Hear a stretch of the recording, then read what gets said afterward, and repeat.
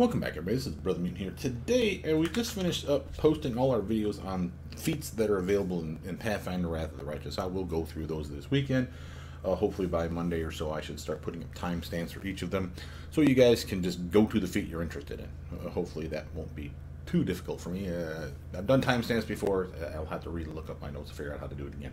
But in the meantime, I thought I might do something else to advance people's knowledge of feats, making a character. I've already given you example builds for characters that I play.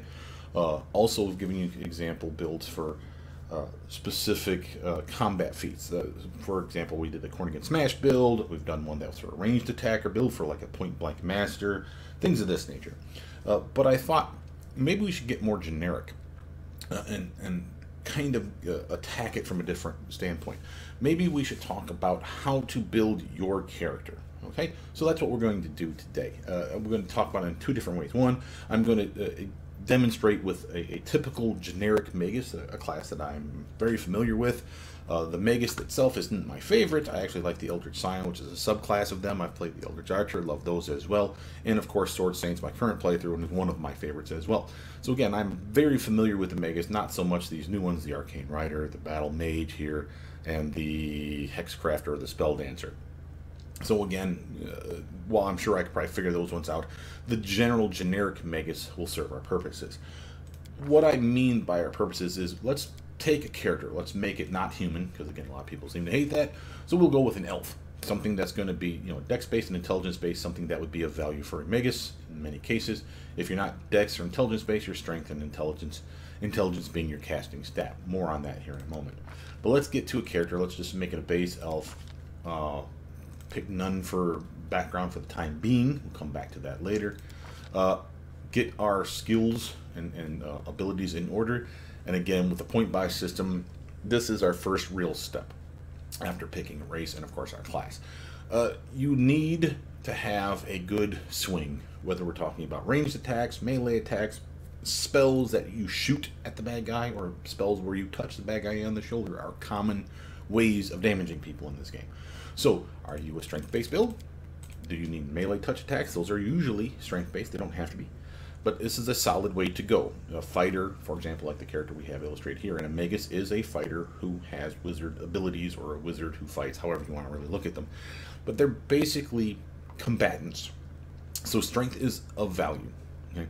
Not just to mention the ability to carry things, to have a higher carrying capacity so you can loot more and sell more and get more money, buy the things you want. So a lot of times when people are like, oh, strength isn't really that necessary. Yeah, but I guarantee you want all that loot.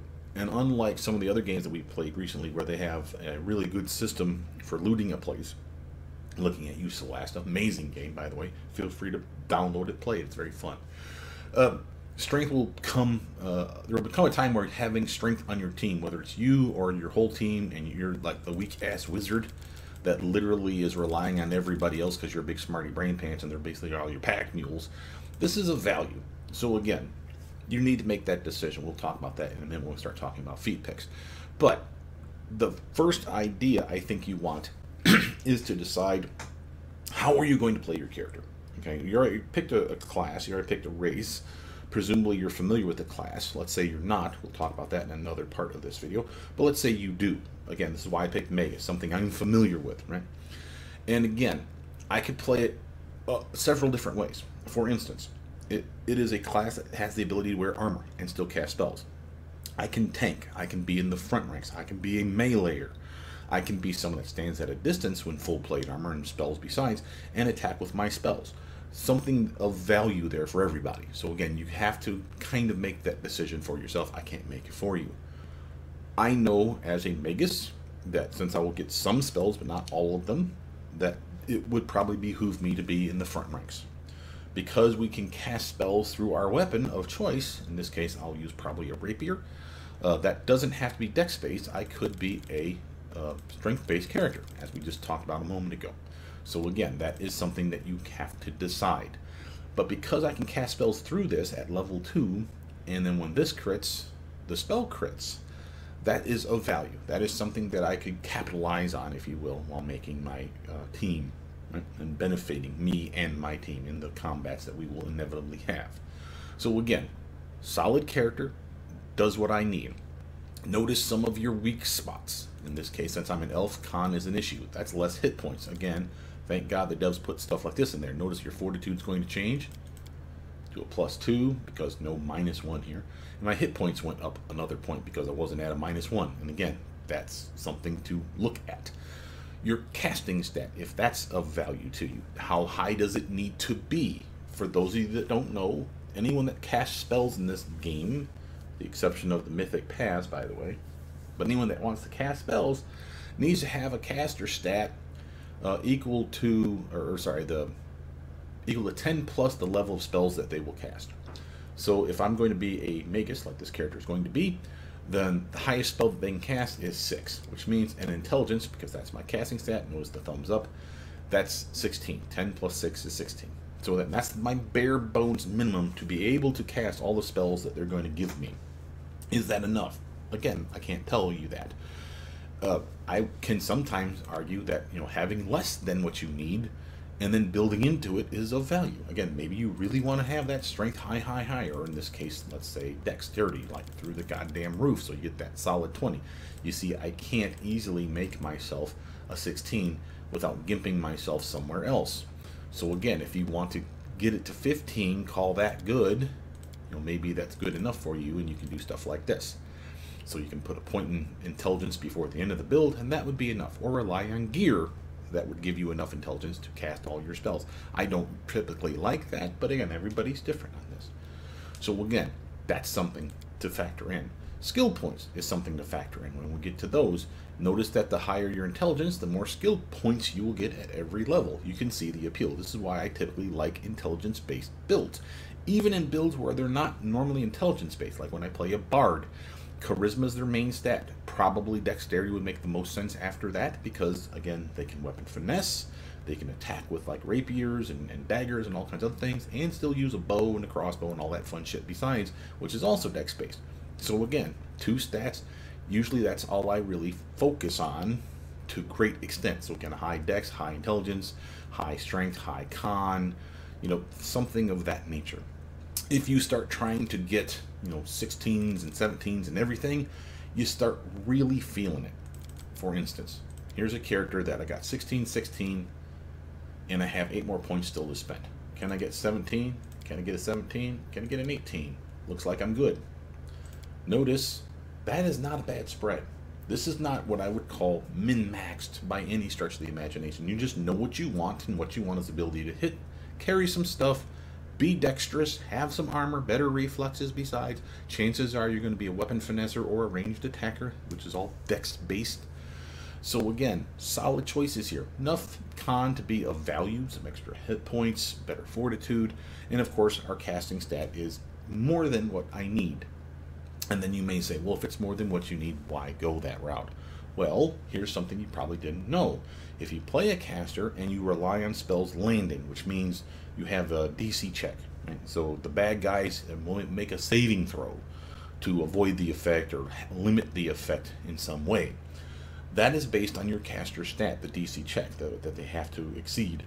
So again, whether it's intelligence, wisdom, or charisma, those are your casting stats depending on what kind of class you're playing, you probably want a decent number here. This is why, again, for a magus, where 16 is quote-unquote good enough for most, because again, casting all my spells 1 through 6, as you can see right here, this is the cap for me.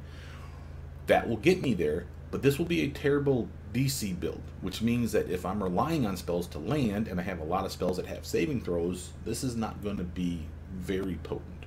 And you may say, well, get spell focus and greater spell focus. Yeah, of course, those are ways to get around problems or to shore up your shortcomings, if you will.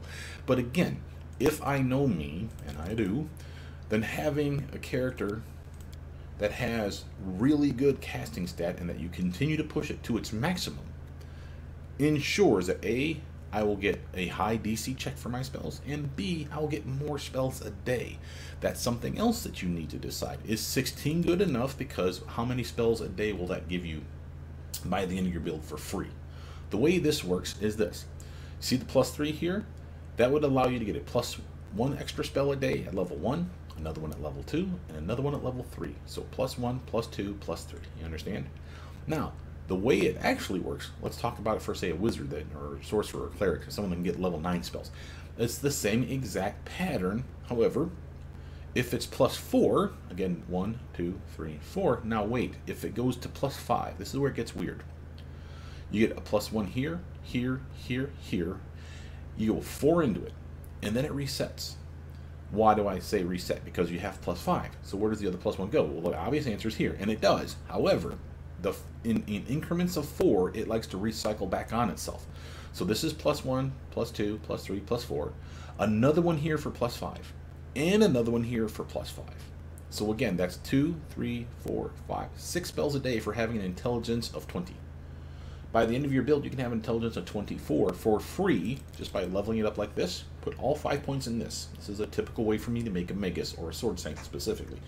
And this is basically my Sword Saint build. If anything, I might do like that and go like this. And that's a little more min-maxy, because I know I don't need that high of a charisma. I'm not a charisma-based character, and I'll get a metric shit ton of skill points to counter the reason that charisma is important.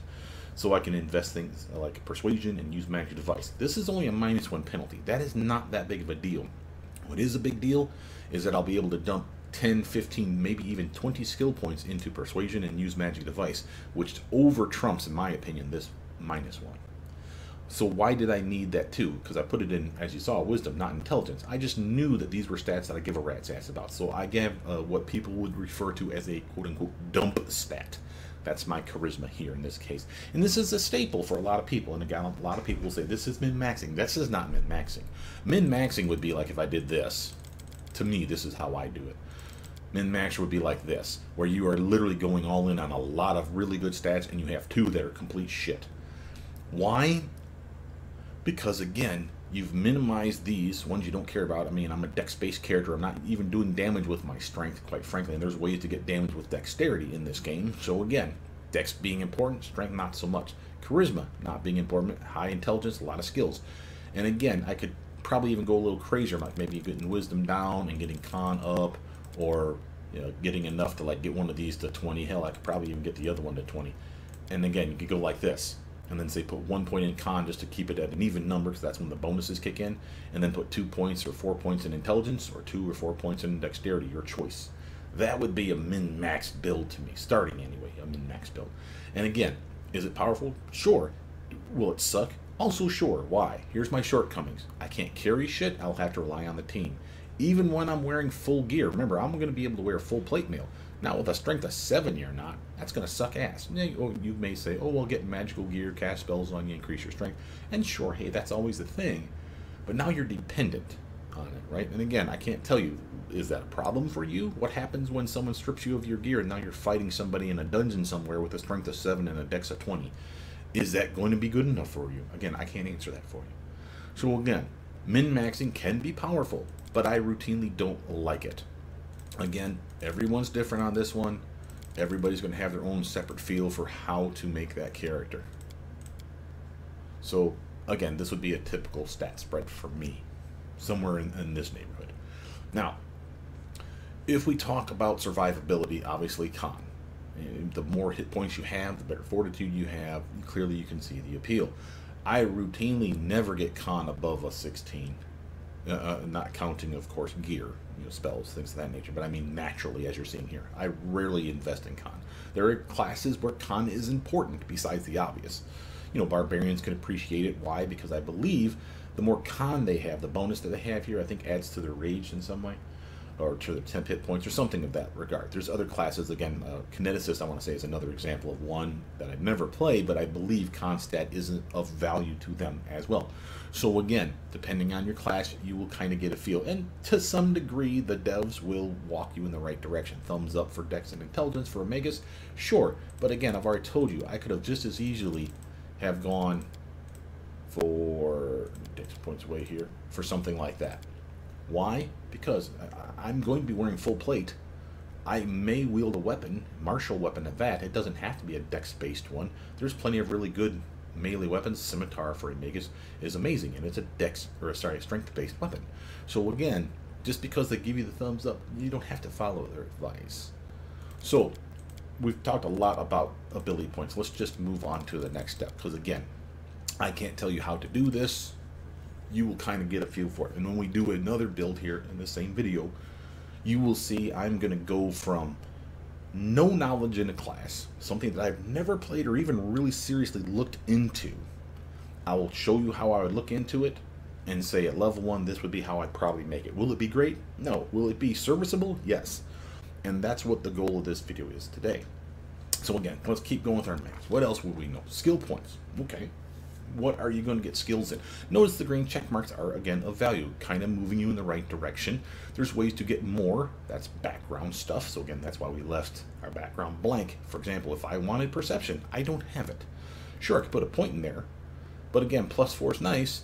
If I put a green check mark here with a background that gives me a bonus or a class skill is what they'll call it in perception, that means that +4 goes up another 3 points. It's a one and done. As soon as you put a point in, you get 3. Look how in the upper corner here in the middle of the screen, you'll see rank 1. That's how many points I've invested. The total value is 3, which is what we're getting here because I have a -1 thanks to charisma. But you see the class skill +3? That shows up so long as you invest 1 point. Doesn't matter if it's 1, 10, a million. As soon as you put 1 in there, you get that +3. You're never going to get it again for that skill, but that's it. And again, that's why you will see me routinely do on an intelligence-based build shit like this, where I'll just grab, and by level 2 or 3, I'll have everything unlocked. Why? Because if it's got a green check mark on it, again, it's a more bang for my buck. For example, +5, this one's +4. Why is it so high? It's because my dex is high. Wouldn't you like a green check mark in it, or in trickery, or stealth? Sure, I would. Again, background. You have a choice in that. Sometimes you can get 2.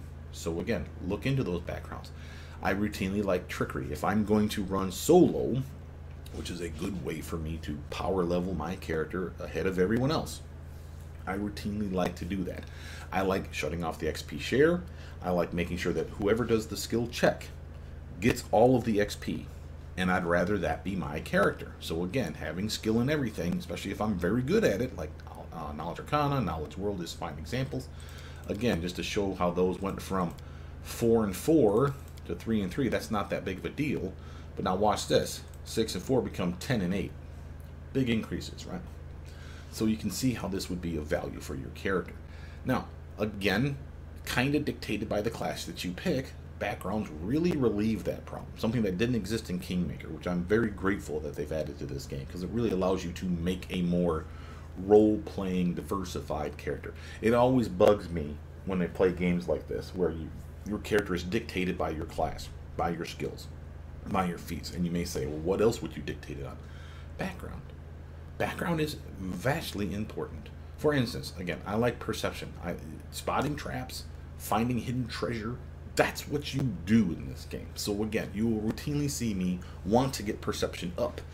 If I can afford it, if there's nothing else in backgrounds that sparks my fancy, I routinely look for something that either gives me perception or trickery, for the same aforementioned reasons. I like spotting the traps, I like disarming the traps, and it gives me XP for doing so. But everyone's plays is different. I mean, if you want to have a skill for every character on your party, you got 6 people on that team, man, use them. They give you one that's really good at trickery right off the bat. So good that even with my character being really decent at trickery, if I unlock it and get a point in it like this, this +4 could be a +7 for me very easily by going to background and finding something like street urchin, pickpocket. See how trickery and stealth is up there? And I get a nice bonus to initiative rolls. So again, I act sooner than everybody. I have a nice trickery and stealth bonus. Maybe that's a thing, especially if I'm going solo. So you can see already, boom, that's a nice increase from 4 to 8. Notice I'm even getting a nice little competence bonus for being a pickpocket. And again, you may say athletics 1 to 5. That's a nice increase, but watch what happens when I do stealth, where it's +4 to +8. Again, dex based, right? Class skill. Nice little point here, and it gives me 4 points altogether. 1 from this, 3 more from class skill. That's a big jump. Again, getting this to 5 would be nice, but again, I want that perception. So again, 3 going to 4 is not that big of a jump. 1 going to 5, early in the game at least, that's a solid increase. But you will routinely see me do stuff like this. I'll ignore the stealth, because there's ways to get stealth cheaper or easier, and I know this. And I really want to make sure I never fall behind on my perception, because again, the more the merrier, the better chance for you spotting those traps, finding that treasure. That's what you do as an adventurer, to me. You can use skills, in my mind, let's go back to backgrounds and go back to none. You can use skills, in my mind, to make your character do things that, again, they would not normally do. Again, a Magus doesn't have to be someone who pickpockets and disarms traps and opens locks and shit of that nature, but that's what trickery does. Notice something else appear on the skills. You see where it says trickery dex, that it's a dex-based skill. See where it says trained only? If you do not put at least 1 point in it, you can't do a trickery check in this game. At least that's the way it should work. I don't know if that's still been incorporated, because that's the way it worked in Kingmaker. For example, notice how mobility doesn't have any, so that +3, I'm getting that. Same with athletics. There is no training in it. You're just good at those things. The more points you invest, the better your strength, the better your dex, depending on which one we're talking about, the better you are at athletics or mobility. Same with stealth. You don't need training to tippy-toe. But picking a lock, disarming a trap, certainly you can see how that would require training. 1 point will service you. More is, of course, better. But unlocking it this way means I now have at least the option. So you will also see me do things like unlock things that require training. Notice how here, trained only, trained only. All the lores and natures are trained only. There's an exception to the rule. There's a bard build. I don't know if it's the archaeologist or just all bards in general, but there's some classes, for example, that they will tell you you can do skill checks in this even if you haven't got points in it. Why? Because that's what they do. They're bards. They're knowledgeable beings. They go to colleges for a reason, to study shit. So even if they don't do this, which they should do, but even if they don't, they can still make these checks. They won't be amazing at them, but they will grow into it in a way that's better than a normal character. So again, there are some exceptions to every rule. We've always said this. Perception, everyone knows how to look for shit. So again, you don't have to unlock it, but certainly you can see the benefit of doing so. Same with persuasion. It's easy to chat people up, to intimidate, to bluff, lie, or to persuade, diplomacy people. It's a skill that we all have, whether we're good at it or not. That's a different story. But the point's still the same. Anyone can do it. Use magic device, on the other hand, look at that. That's trained. So if you have a 0 here, you can't do that. What does that mean? When you use magic device, the only way that works in this game currently is you activate wands or cast from a scroll. You can't do that unless you either A, have at least 1 point in use magic device, like you see here, or B, and this is important, B, are using wands and scrolls from your class. For example, a Magus can cast a variety of spells, level 1 through 6, hell, even level 0 cantrips. But if you find a wand of a spell that they could have picked, doesn't mean they have picked it, but they could have picked it. They don't need to use magic device to cast it. They just cast it. Because you have training in the field. You understand? So again, use magic device routinely will be something I unlock.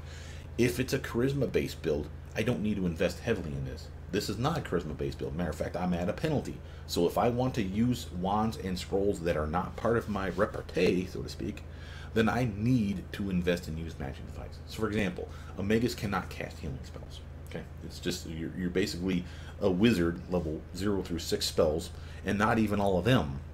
So again, if there's a wizard spell that's not on your list that you would really like to cast from a scroll or a wand because it's fucking awesome, then you need use magic device to actually do that. And again, with a non-charisma based build, I have a penalty here. I would really need to invest in this. The thing that I wish the devs would do here is they don't have this. It's a damn shame. Since use magic device is clearly a check, a common check, I wish they would have the tooltip down here that says, hey, this is how the check is determined. You roll this number, so let's say it's a wand, a spell that's level 1. It's a DC check for that, so your use magic device is checked against that. The number I want to say is 20 base plus the level of the spell you're trying to cast. So if it's a level 1 spell, so it's 20 plus 1. You need to roll a 21. Well, obviously on a 20-sided die, you can't do that. But that's what this bonus is for.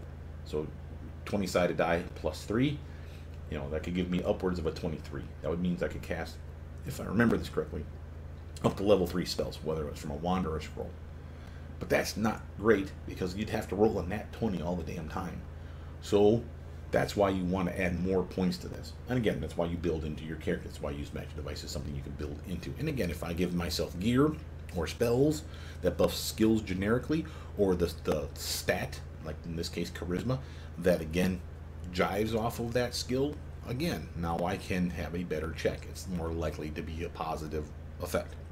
So again, when you make these characters, this is another thing to delve deeply into. You need to decide. And again, don't be a jack of all trades, master of none. Don't put ones in everything. I do this routinely, and people are always coming on my channel and not bitching, but saying, dude, that's a terrible idea. And I agree, you are correct. However, I'm getting the ones and everything at the very beginning, level 1, level 2 at the latest if I can, for all the ones that matter. Notice that, for example, use magic device and persuasion. While they matter, they don't matter by level 2. You are not doing use magic device checks at level 1 or level 2. You are not that good. Even if you're a charisma based character, you're still got a terrible chance at that roll. Outside of combat, I suppose there's a chance that that would be of value. Just to give you a frame of reference, let's say I have this at level 1. I would never use a wand or a scroll at level 1 and try to cast it in combat with a +3 here. That's just bullshit. You're going to fail. You're going to waste your turn. And it doesn't, the good news is it does not use up the scroll, and it does not waste a charge on the wand. You like point, and then you'll hear a chunk chunk noise. And that's your way of saying, yeah, you failed. Wasted your turn. Good job. But out of combat now, if I had, say, a wand of healing, a cure light wounds wand, which does exist and it's very early, you can find one literally before you even reach the level 2. And you want to be the person that casts it for whatever fucking reason, even though you got someone on your team that could cast it easily without even use magic device. But again, your choice. If you wanted to be that solo guy that did that shit, where everything should come through you, you could keep checking. Now the downside is you'll fail it, you'll fail it, you'll fail it, you'll fail it. Eventually you'll pass. So again, know what limits are here. Again, a +3 should be good enough for up to level 3 spells. But again, you need that nat 20. That's only 5% of the time. So you're going to check, check, check. Oh, finally it goes off. Son of a bitch. And it takes forever. But you could technically do that. So outside of combat, 1 point in it is at least enough, so long as you're at a positive number here. A +1, a plus something. But in combat, that's not going to do shit. Same with like persuasion. Again, early levels, yeah, you may have a persuasion check or two. Try to convince people to join your party. They're always going to fucking join you. I mean, let's just say it. You're the cool one. But there's always someone on your team by that point that has a better persuasion than you anyway. So they will be the one that tries to persuade the person. So you'll see a +6, and it won't be you that gets the XP. If you shut XP share off, it'll be the person that's charismatic. Again, whatever. It's fine. So again, I don't invest in these early. These ones, on the other hand, everything from perception up, well, with the exception of stealth, is a solid upgrade. Why not stealth? Let's talk about that first. The way stealth in this game works is literally you have to click a button and say, I'm being stealthy. You will tiptoe. You will go in what looks like shadow, or at the very least your character will turn kind of gray, or your whole party will. And everybody has their own stealth stat. So obviously, if you have great stealth and everyone else is like wearing plate mail and fucking have a stealth of like -7, leave them behind. I mean, use some common sense here. But the point's still the same. You and the team can go stealthy, and you can tiptoe into an area. Now, how does that work? The way the stealth works is you're trying to avoid being detected or being perceived. Is another way of looking at it. Notice, again, devs could really benefit us by putting a tooltip down here that shows us how perception works against someone of stealth. Obviously, it's nothing more than a check. Hey, Zoloff. Obviously, it's nothing more than a check. You're trying to perceive their stealth. So obviously, the better your stealth and the lower their perception, the more likely you will tiptoe through an area. If you want to jack up stealth, and this is important, the way invisibility works in this game is it's just better stealth. And that's actually a very easy mechanic then to understand. So again, I chug a potion like Vanish, Invisibility, or Greater Invisibility. Those are your 3 quote-unquote invisibility spells. There's others, but those are the 3 biggies. Vanish is level 1 and only lasts for upwards of 5 rounds. So you can see, not great. But again, if it's nothing more than I'm invisible, I want to walk into this room, see where the bad guys are at, so I know where my team can walk into and start shooting, casting, doing whatever. Hell, if It's a room over here. Here's a doorway. My team stays back. I stealth my ass in long enough to see there's bad guys like right over here. I can shoot a fireball into that corner where they haven't even seen me yet, or my teammate yet, and it will hit them. It's on like Donkey Kong. So again, tactics, shit that you can actually employ in this game. So this is a solid choice. Stealth going from 3 to 4 is not that impressive. What is impressive is when I chug that Vanish Potion, it adds 20. Same with Invisibility, same with Greater Invis. They don't stack, but it's a plus 20 to your stealth. So again, you can understand the mechanic much easier that way. And again, another downside then is people are like, well, I don't need stealth. Excuse me, I don't need stealth. I'll just chug a potion. Plus 20 is way better than, you know, just 4, 5, 6 as I slowly progress.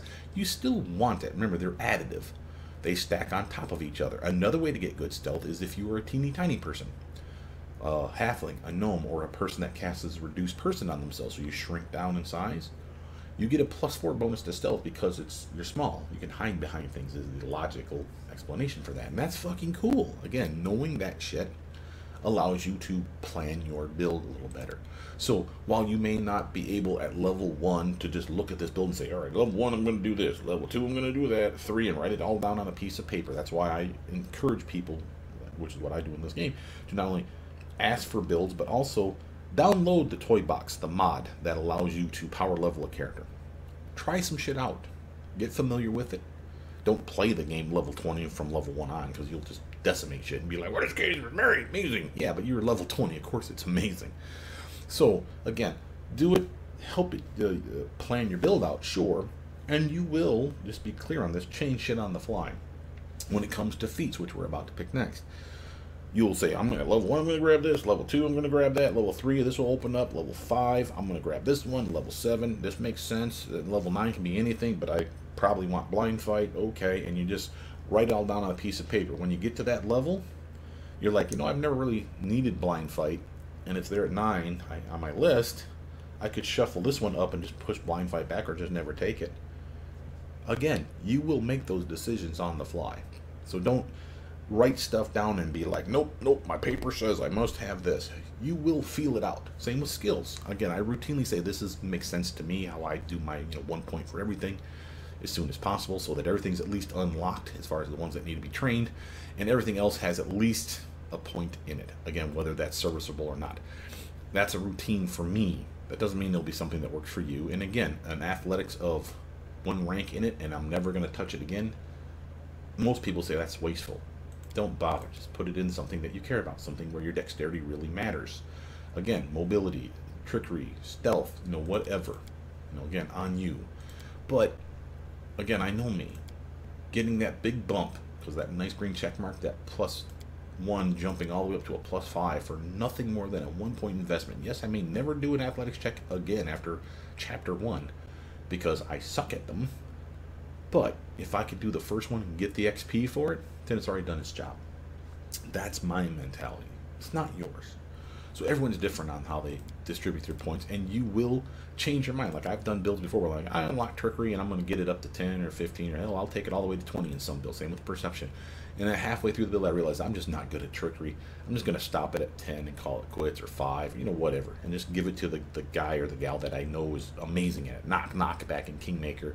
Octavia is another trickster that you get very early on, and she's got really good trickery skills. Again, there's plenty of people that could have excelled at trickery well beyond my capabilities, even as a dex-based build with no green check mark and no real interest in making it go higher. I will always be behind someone with that green check mark. Right? I don't have the best dexterity. I have good dexterity. I don't have a green check mark, so I'm not getting a nice +3. I don't have skill, focus, and trickery. I could, but again, if trickery's not kind of my thing and someone else is better suited at it, then why invest in it with skills? You understand? So again, this will be something that you will decide as you level your character. So let's just dump stuff in places that I think would make sense. I would do athletics, trickery, maybe knowledge arcana or knowledge world, your choice. Perception always. If I only get 2 skills, and I think every character, even a stupid idiot in this game, routinely gets 2 skill points or 1 skill point at every level. If I do that and I'm only getting a minimum number, Again, this number, by the way, is not only dictated by your intelligence, but also by your class. Because like a rogue, it gets a metric shit ton of points. I want to say Vivisector or Alchemist, I think, get a good amount too, but they're also an intelligence-based class. But there's some other classes out there, like Inquisitor. Again, they get like a lot. And then there's people that get like, you get 2. Perception is always 1. And again, on those builds, it's more challenging. I will say that having only 2 skill points at every level to put somewhere means you're probably having something that's going to be a 20, you know, here anyway, and something that's also going to be a 20 or a 10 for this and a 10 for that, and calling it quits. So you got 3 skills that you've invested in. I definitely want perception, and if I'm a strength-based character and I have green check mark in athletics like a fighter would, maybe it's athletics. Maybe that'll be the one that I take to 20 as well as perception, and that's my only 2 gifts to the world. That I can see shit and I can jump high. Whatever. Hey man, people have done more with less. So again, you have to plan that shit out. And again, like when I typically do 1 point in everything on a build that's bad, and again, not an intelligence-based build where I know that I'm going to get more because I'm jumping my intelligence up, I won't give points in everything. I will pick 2 things and just run with it. It'll be athletics and perception, or mobility and perception, or trickery and perception. Again, you get the idea. I'll pick the one other thing that matters to me and just run with it. And then everything else will have to be relied on by my team. So, what would I put for a typical Magus? Again, perception, athletics, because again, unlocking it, that's a big increase. Trickery, if I'm trying to pick some locks and get some cheap XP early levels. From there, I already have a free point. Again, go to your strengths. The green check marks, again, we've already said at level 1, these are not that important. These, however, you will do these checks, possibly, and if you can be the person that does them, you get the XP, again, if you shut XP share off. So again, ways to out-level other teammates. I know me, though. Unlocking one that gives me a +8, that's nice.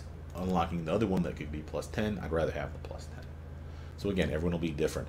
If you cheat, and I'm not at your place, I'm not bitching at you, but if you've played the game, and I happen to know, for example, there's going to be some lore religion checks, there's going to be some knowledge world checks in the earlier levels before you hit level 2, for example.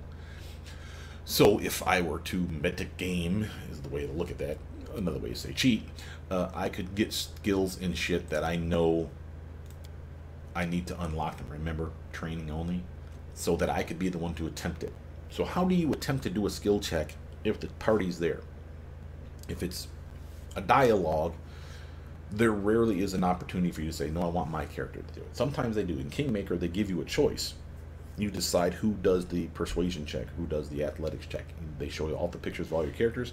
They show you who has what skill in persuasion or mobility, or, you know, athletics, or whatever we're talking about.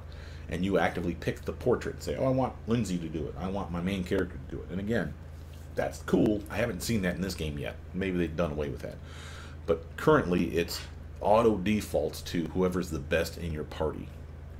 In the real world of the game, though, where you literally are walking up to a chest to block pick it, or the trap on the ground to disarm it, if you've highlighted the whole party and click that trap to disarm it, they will send over the best person for the trickery skill to disarm it. If I want it to be me, even though I'm subpar, again, if I had like a point in it, I'm subpar, but I am trained in it. You click just your character, highlight you, not the whole party, just you, and then click the trap. You will do the skill. You probably fail, so, you know, scum save. But the same is applicable for in-world events where it says athletics check needed, mobility check needed. Again, if you have the whole party highlighted and click it, the best person on your party with mobility or athletics or whatever skills in question will do the check. Again, doesn't mean they'll pass it, just means that they will be the one that's given the first crack at it. So if you want to be the one to do it, I have a terrible athletics. A 5 is okay, it's not amazing, but there's people on your party that with the high strength and athletics and a point in it already, so they're probably somewhere around 7 or an 8. So again, they will naturally give it to them. But if I want the XP, click me, my character's portrait, click the athletics check. I will fail or I'll pass it. If I pass it, all the XP goes to me. That's another way for you to game in this game. So be aware of that. But for a character, what you're seeing right now, like this, would be probably how I would start my Magus. Okay, Dex-based character, so 16, more intelligence than Dex, That's a judgment call. Dex is your cup of tea. You are a meleeer. So routinely people would say, flip those two stats, son. Your Dex and Intelligence because of the kind of character you are. Remember, we're not human. We went elf. So again, fine. That's okay. But again, I could have the Dex 19 and the Intelligence 16. Remember, that was enough to be able to cast my spells. So if I never invest in the spell casting from that point on, I'm still okay. But Dex would be high, my armor would be high, my reflexes would be high, my skills in mobility, trickery, and stealth would be high, assuming I unlock trickery, of course. Mobility and stealth don't require you to unlock them. So this +3 could actually be a, 18, so +1 more. So this could be a 4, this could be a 4, this could be a 5. Ring a ding ding, but yeah, it's better than what it is now is the point. The downside then is my intelligence is lower. Instead of a 19, which is a +4, it's a 16, which is a +3. That lowers this one and lowers this one. Not by a lot, 1 point. However, remember, the more intelligence you have, the more skill points you got. So did I lose a skill point if I switch those around? Maybe.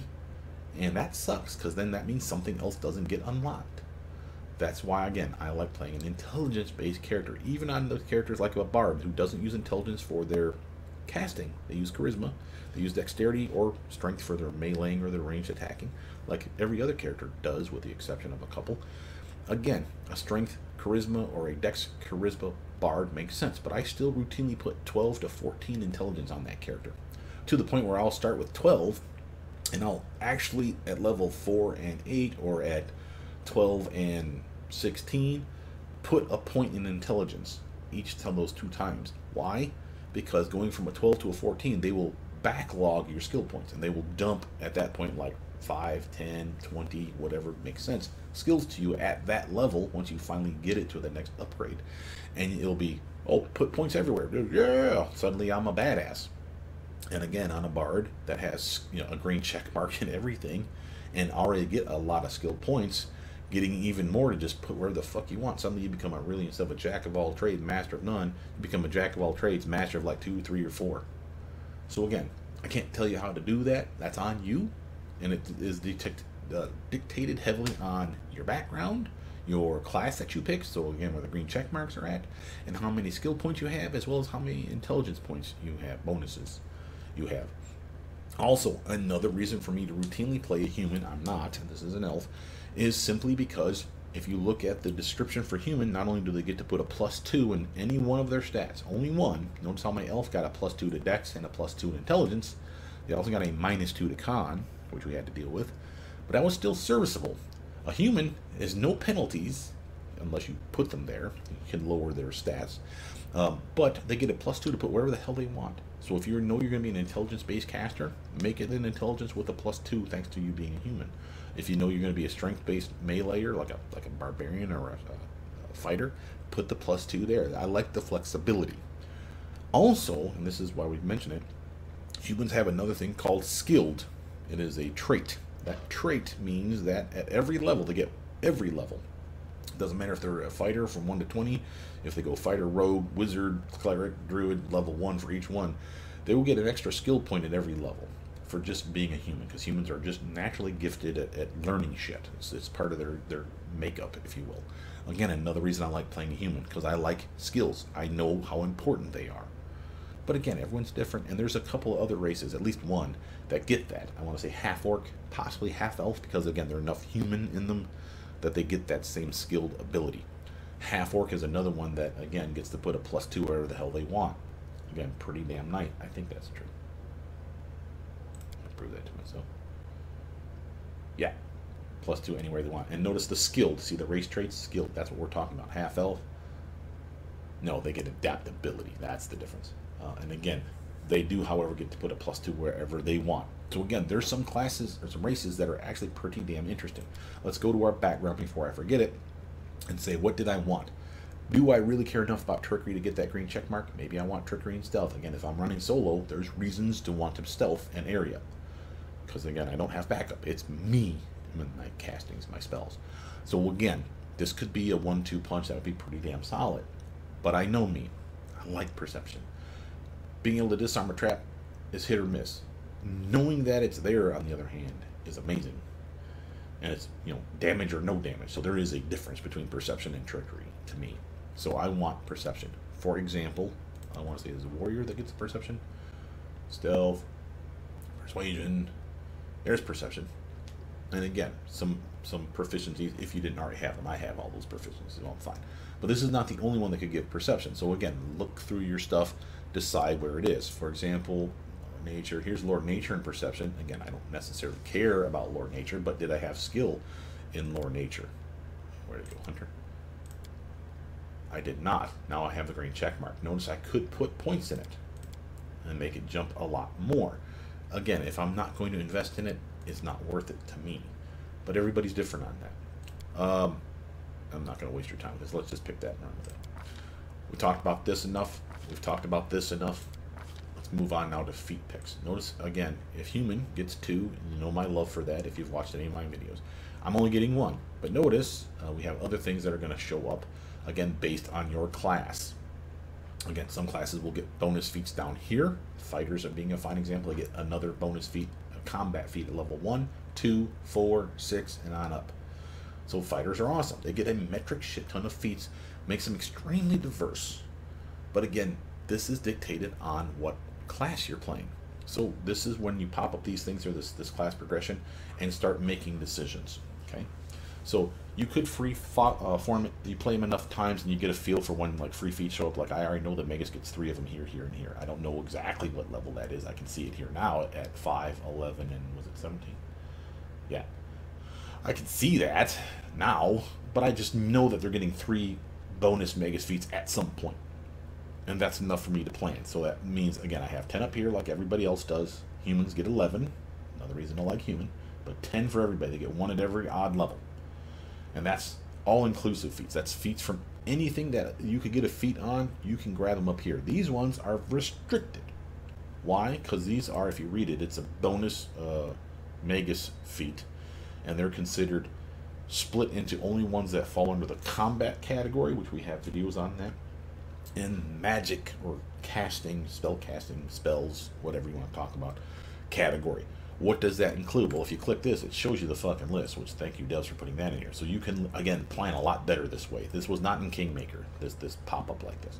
So again, you can see, oh, I might have access to this, but now you have to start planning for it. And B, for example, it's misleading because I can't grab this. On this build, the Magus will never get high enough to be able to pick this up. You need to be a fighter level 12 or some shit. And a Magus can be fighter level 10 here. How? Because of this little bad boy. It counts half your Magus level as fire. Again, this comes from me knowing what Magus do. Okay, so I already know a lot of these tricks.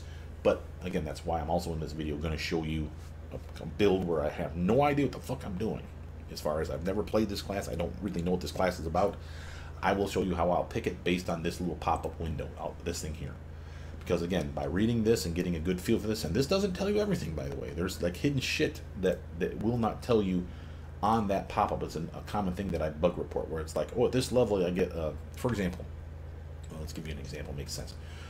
If I played a Magus called an Eldritch Scion, this is one that's like a sorcerer, where they have a bloodline. If you pick the Serpentine bloodline at level 3, you get a pet, you get a snake familiar called the Serpent's Friend. It is not on this pop-up.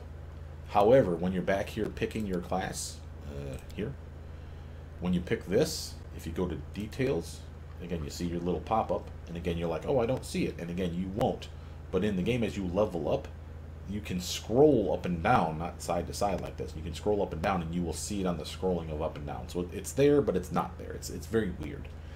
But that's my point. It gets annoying when you have surprises, if you will, like that. You're like, oh, I didn't know I was getting that. Oh shit. Again, another example for why I suggest getting the toy box mod, power leveling your character to 20, getting a piece of paper and a pen out and saying, what happens when I'm level 1? Okay, I got all this shit. Yeah, that's the shit that was here. Again, good. I understand. I agree. Write it all down. I'm going to unlock this at this stage, this many feats, this many skill points.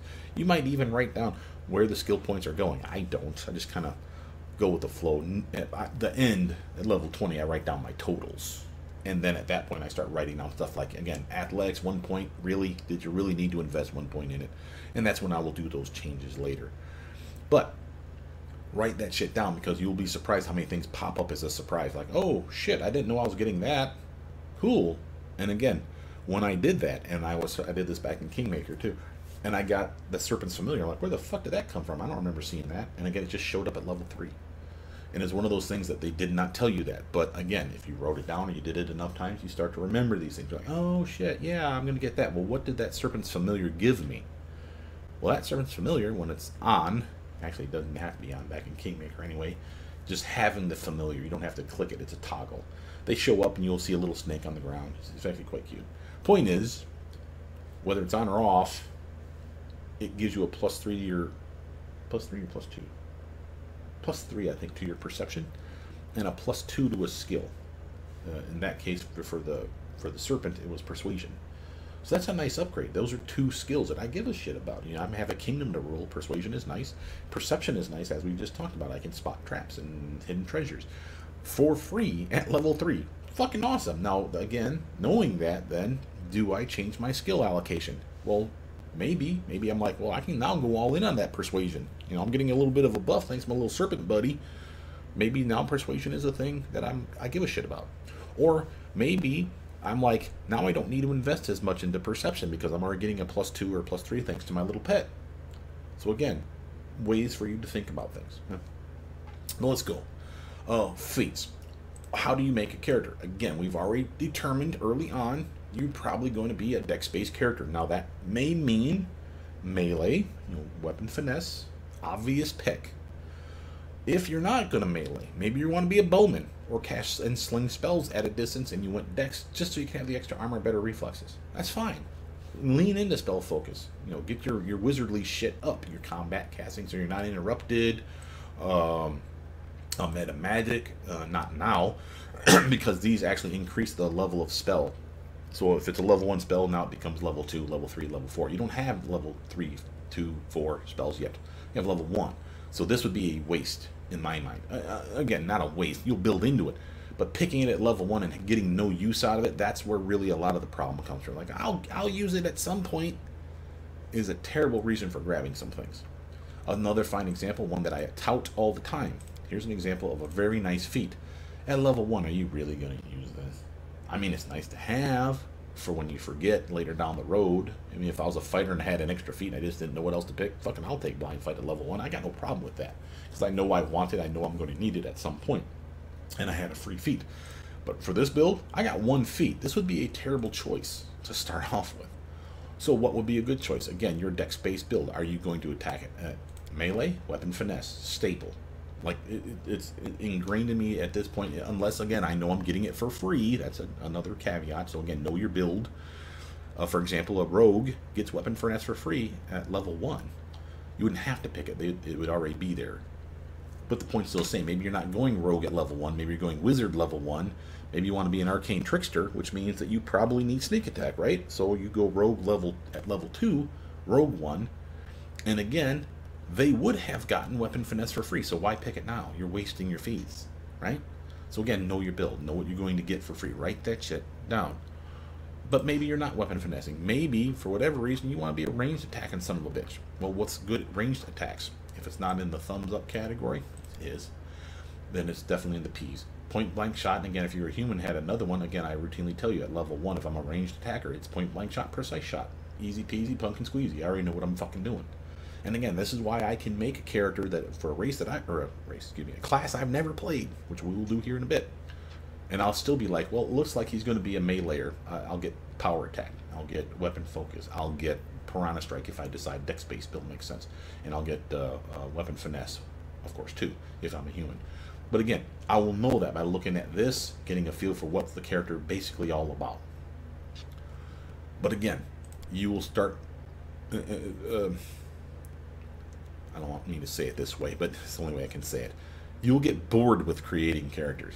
I hate to say that, because I do this all the time, and people are like, you're really good at it. Yeah, but if you look at my videos, it's like more of the same. It's like Corrigan Smash, Dreadful Carnage, gonna get shared defenses, gotta get that dazzling. I do the same builds over and over. That's why I showed you those 4 builds. I showed you a strength-based build, the Corrigan Smash build. I showed you a strength-based build, which was an improved cleaving finish build. Those are 2 staples for meleeers. I showed you a 2-weapon fighting build, That's a dex-based build. And I showed you a ranged attacker build, the Point Blank Master. So again, those are staples. And I have done them so often that I know maybe not what level the feats show up at. I know enough about them to kind of ballpark it from memory. But I do know how many feats I need. And why does that matter? Again, I have 10 feats here. 3 sub-feats, we'll call it, because again, it doesn't include everything, but all the ones you'd probably care about down here. So that's technically 13 feats.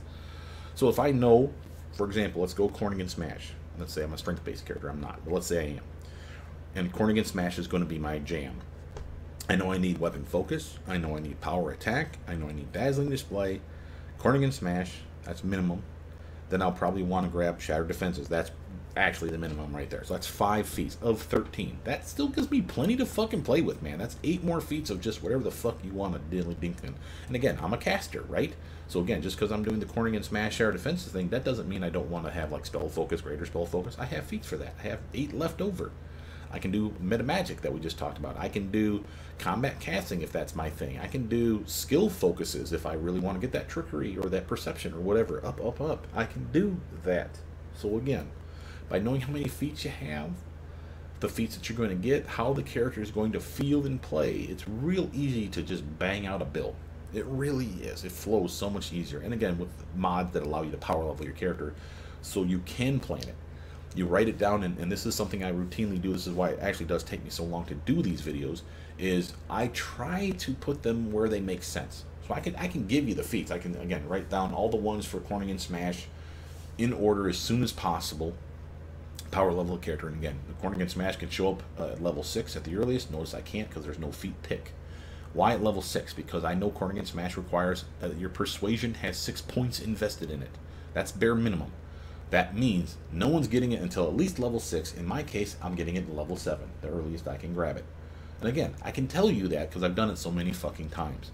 So if I make, quote-unquote, the Corning and Smash build, Corning and Smash is here, Shattered Defenses, I can get that sooner, I think. If not, then it's definitely over here at 9. My build is officially done. I'm locking all these feats. What the hell? Yeah, you got all these feats. That's for flavor. That's for, you know, adding whatever. Dodge, blind fight. Maybe you want to brew potions because that's just your thing, and why waste it? You know, you can always have free potions every day. You take a knee. Maybe you want to have some range capabilities on your melee, so point blank shot and precise shot. That's 2, boom, problem solved. And if you want to be even better with ranged weapons because you like to pitch hit, which is what I call it when you switch from a melee attacker to a ranged attacker. Maybe that's your thing. So again, point blank shot, precise shot are just 2 of the cheapest ones to get for a good ranged attacker. Well, what adds to a ranged attacker? We've talked about it in my combat videos, but just in general, I know things like, find it for you, it's probably in the thumbs down category. Yeah, rapid shot. If you're using any kind of ranged weapon, not spells now, ranged weapon, you can shoot twice thanks to this at your full base attack bonus. Now the downside is every shot you do in that round is at -2, but small price to pay for an extra attack a round. Another staple, just like Power Attack or Piranha Strike are staples for your meleeers, it gives an extra damage penalty to your swing. There's a similar feat that does that for ranged attacks. It's called Deadly Aim, which is not in here for some reason. Why are you not in here? Deceitful, it's not in the thumbs down, is it? No, we don't have it already. Yeah, it's got to be one that we don't have met the prerequisites for. So scroll down here in the where is Deadly Aim? What the hell? Oh wow, they really have it down low. Oh, it's in the thumbs down category, and you don't even have the ability to grab it. But it's also saying don't get it. But again, for a ranged attacker, Deadly Aim, it's amazing. And again, it's penalty to your swing, but a bonus to your damage, -1 for a +2. I'll take that. And again, there's ways to take that -1 away as far as like give myself buffs, give yourself magic gear, increase your dexterity, all kinds of ways to make you hit again. But very few ways to hit with +2, +4, +6, +8 damage. So again, you get a feel for it. You want to make a competent character. Let's just say it this way. If you're not all about spells, whether it's healing or casting spells for damage, if you're literally about, I'm going to hit with a weapon. A melee weapon, whether it's strength or dex, so weapon finesse or not. If it's a ranged weapon, javelin, bow, crossbow, sling staff, you get the idea. Again, you've already got a good feel for what you need. Strength-based weapons, obviously you want strength. Weapons that can be weapon finessed or use strength base. Again, strength still works. So again, I can swing a dagger or a rapier with a strength based build. But again, if you go that route and you feel like your character probably more dexterous, so again, dexterity could be a boon. More armor, light armor if that's all you can wear. Maybe you can't even wear armor. You're like a sword saint where you have to wear fucking robes. So again, dex is of value for that build. You already know these things kind of going into it. Another example. Let's see. Let's talk about after you have your core build thought out. Again, maybe not knowing where everything's going to go, but you know which 3 or 4 or 5 feet you need to be that ranged attacker that you want to be. Again, a wizard, point blank shot, precise shot is still of value. Okay, you don't need rapid shot necessarily. Yeah, you're going to get a crossbow probably to shoot with that, but you still suck at shooting, so why would you use it? I mean, you have it in case you just need to shoot something at a far, far away. And an attack wasted is an attack wasted, let's just say it. But point blank shot and precise shot are not wasted feats for a wizard or a sorcerer or anyone else that has raise spells. Again, even if they don't have raise spells, anyone in this game can pick up, I believe, a crossbow.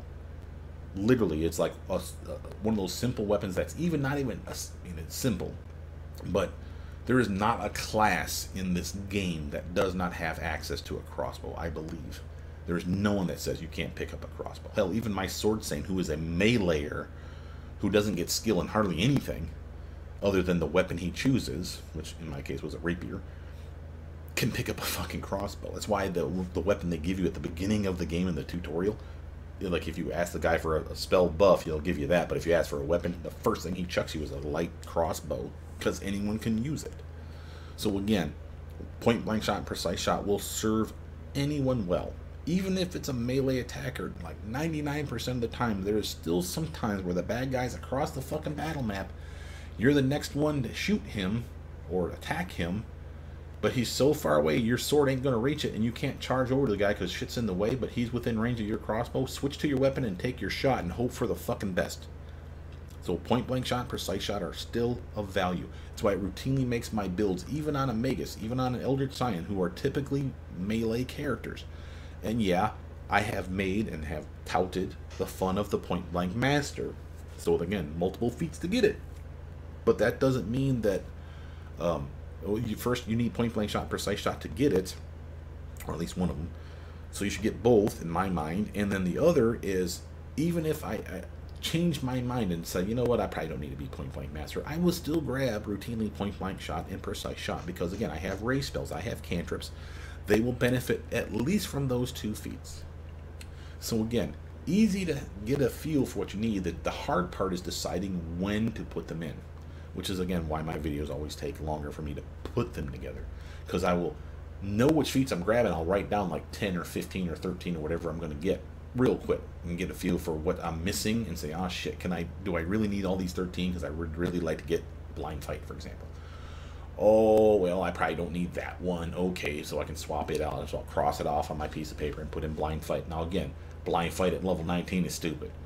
I'll grab it just because I have no choice. But if I can work it in sooner, again, I have to start shuffling stuff around. When does it make sense to grab it? And again, on my builds, I routinely will tell you when I'm grabbing stuff, and I should tell you in the video. If I don't, I apologize, but I will routinely tell you, grain of salt, man. Just because I'm telling you to grab this here, this here, this here, that doesn't mean you can delay it or move something else up instead because you're like, oh, I'd rather have blind fight at 7 instead of 9. Because the thing at 7 wasn't necessary, for example. It's important, you want it, but again, there's some flexibility there. And again, as you play the game, you will feel it. You'll come up on enough bad guys where like you're whiffing. I did this in Kingmaker, and I talk about it when I talked about blind fight, but just as another analogy here, when we were fighting spiders, phase spiders in Kingmaker, they have what's called concealment, 20% or 50% depending on the kind that you're fighting, and that shit sucks. Why? Because again, you can routinely miss. Even if you're a good attacker, you will just miss because of the concealment. Blind fight doesn't take that away. What it does is it gives you advantage. You roll twice to overcome the concealment.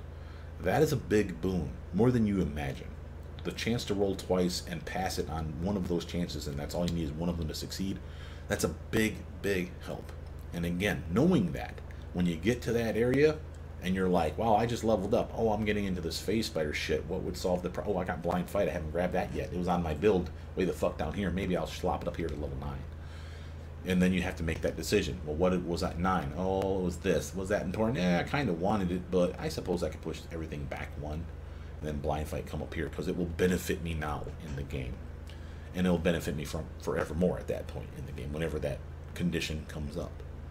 So again, you will get a solid feel for this. Trust me on this. When you play these games, Kingmaker being the staple that we're all talking about, because we all know about that game already because it's released.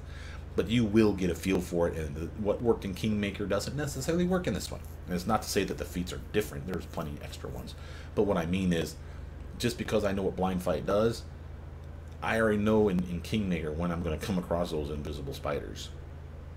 I don't know how many or if any bad guys we're going to fight that have concealment. I'm going to assume it's going to be some, but it could be all in like chapter 1 and chapter 2, and then it's done, and I never see this use again. I doubt it. But again, if I don't grab it at the right time, it could be completely wasteful. So again, grain of salt on a lot of this stuff. You're going to make mistakes, and hey, it sucks. I've been there. That's why we have someone in the game, thank God, that does added that, where a Pathfinder in the game, with money, of course, can allow you to respec your character. So if you grab that blind fight at 9 and say, this isn't helping me at all, I really should have grabbed spell, focus, conjuration, or whatever it was that you were going to grab at 9 that you shifted back to 11, go back and respec your character. Write it all down. Make sure you do that. Write it all down and say, oh, no, this is what I'm going to get. And look at all your skill points. They were working for you before, so they're still working for you now. Okay, so this is where I'm at. Here's where I need to finish.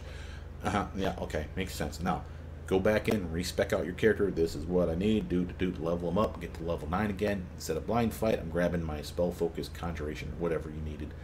And boom, go back to playing your game. So I'm happy that they've added that, the retraining ability, even if it costs money. There's mods, of course, that added that in Kingmaker.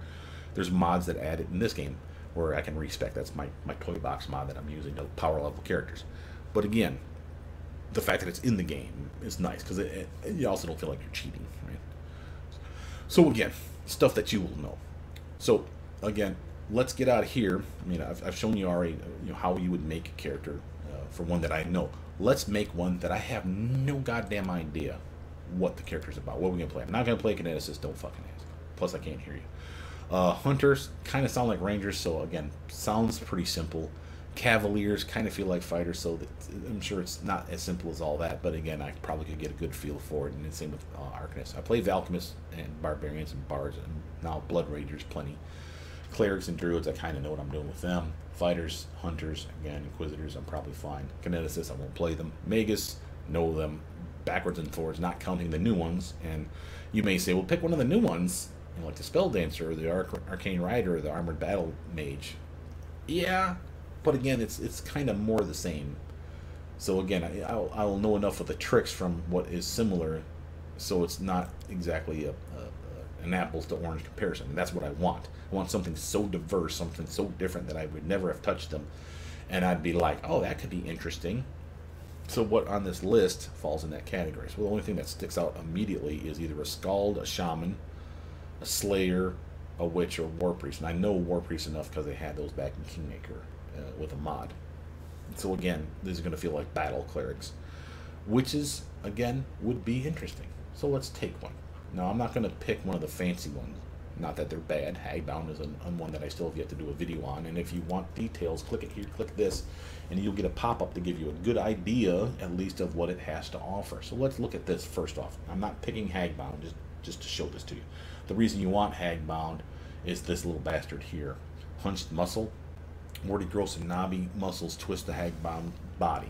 She gains a +2 size bonus. Notice that, which means spells that increase your size and therefore increase your strength will not benefit you. But bull strength would, if this is accurate, of course. Increases their strength by +2. That's at level 2, Sunshine. That's a +2 to your strength. So a witch that started off with a strength of 10, now you're at 12, very quickly. And then it goes up another 2 here, and then another 2 here is what the tooltip is telling you. So literally by level 14, you got a +6 to your strength. That's stacks with all kinds of other buffs to your strength. So again, could you make a strength-based witch? Fuck yeah. That's why someone asked me to make one for them. So this is still coming. But I could get with this, and for those that need a concept, this is another routine thing that I do It's not necessary, but I find it helps you not bond with your character. That's inappropriate. What's a better way of saying? Uh, Feel more of a connection with the character to the point where you like playing him or her. You'd be surprised how often in Kingmaker, for example, people routinely tell me, and I was the same way, that I played the game, I got through chapter 1, decided I didn't like the character, started over. And that's a long investment. It was not like you were done with chapter 1 in an hour, son. We're talking multiple hours, multiple days of you playing the game. Because for a frame of reference, if you do like me and try to do most, if not all of the content in Kingmaker, it was over a 200-hour game. Maybe this one won't be that long. If it's half as long, I'll still be happy. But the point's still the same. To invest 10, 15, 20 hours and then say, I don't like this guy. Again, I've been there. I've done it.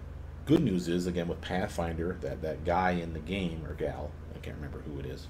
I think it's a guy. But you can respec your character, and I mean respec your character. Like, you can pick a new race, a new name, sort of. I don't think that works right, but whatever. Point's still the same. You can redo your character from start to finish, which is pretty fucking cool. So it's less of a problem, I suppose. It still feels cheating, like going from a fighter to suddenly I'm a wizard at level 7. What? I guess. Alright, sure, you've been retrained. Now you're a pansy, and you're super smart. However you want, magic exists in this game. So however you want to fucking think about it, you got blessed by a fairy. Who the fuck knows? Do what you do. But if you have a concept, a theme in mind, a Necro Lord is a common example of one that I like to play.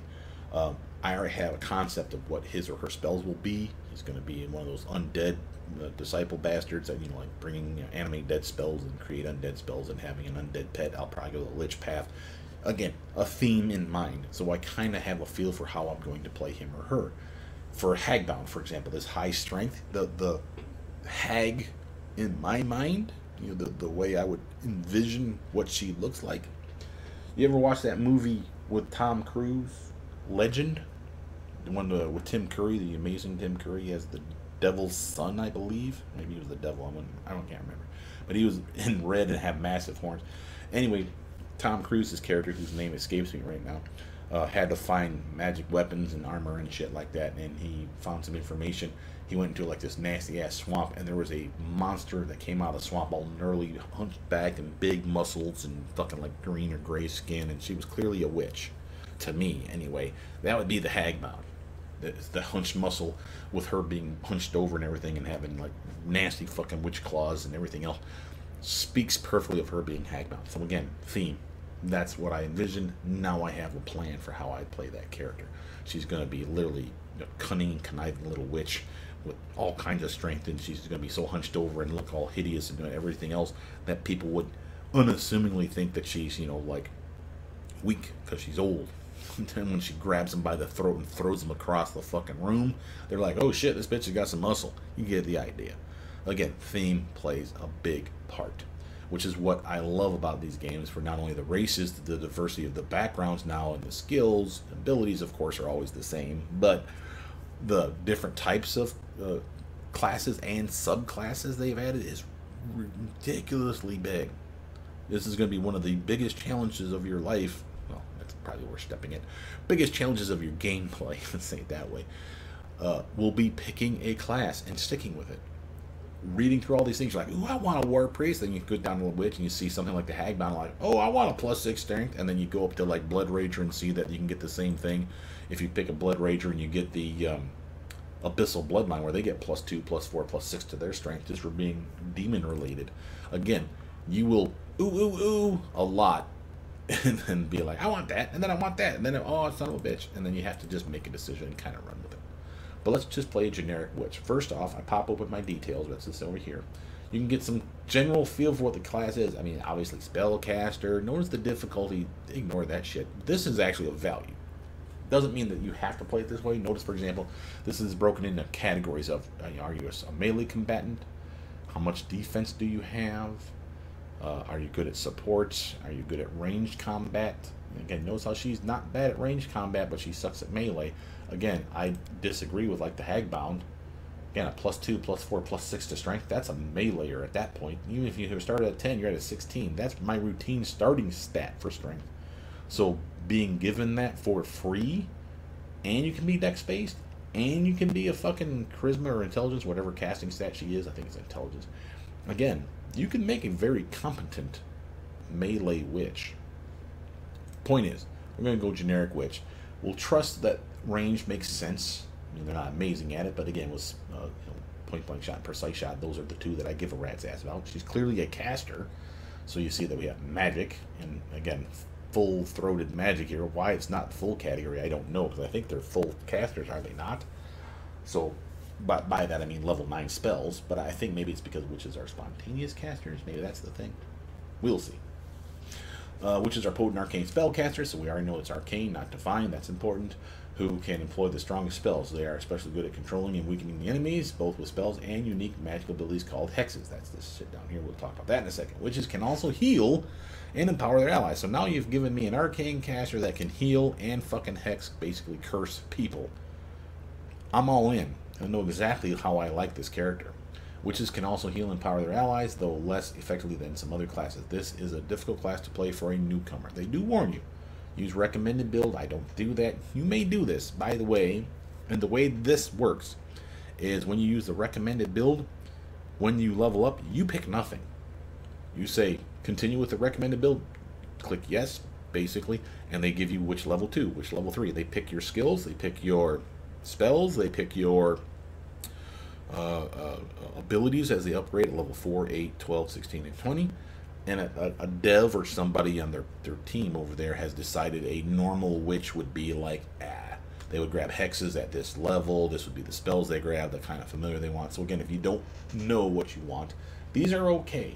I routinely disagree with them, and I will say this, as you level up, unless they've changed it from Kingmaker, you can break from the recommended build, but the moment you do, you can't use the recommended feature anymore for that character, because they don't know what you've grabbed. Right? So they're like, I don't know what the fuck you've been doing.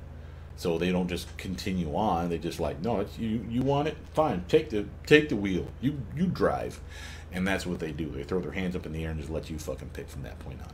But again, if you don't know what you're doing, this is okay.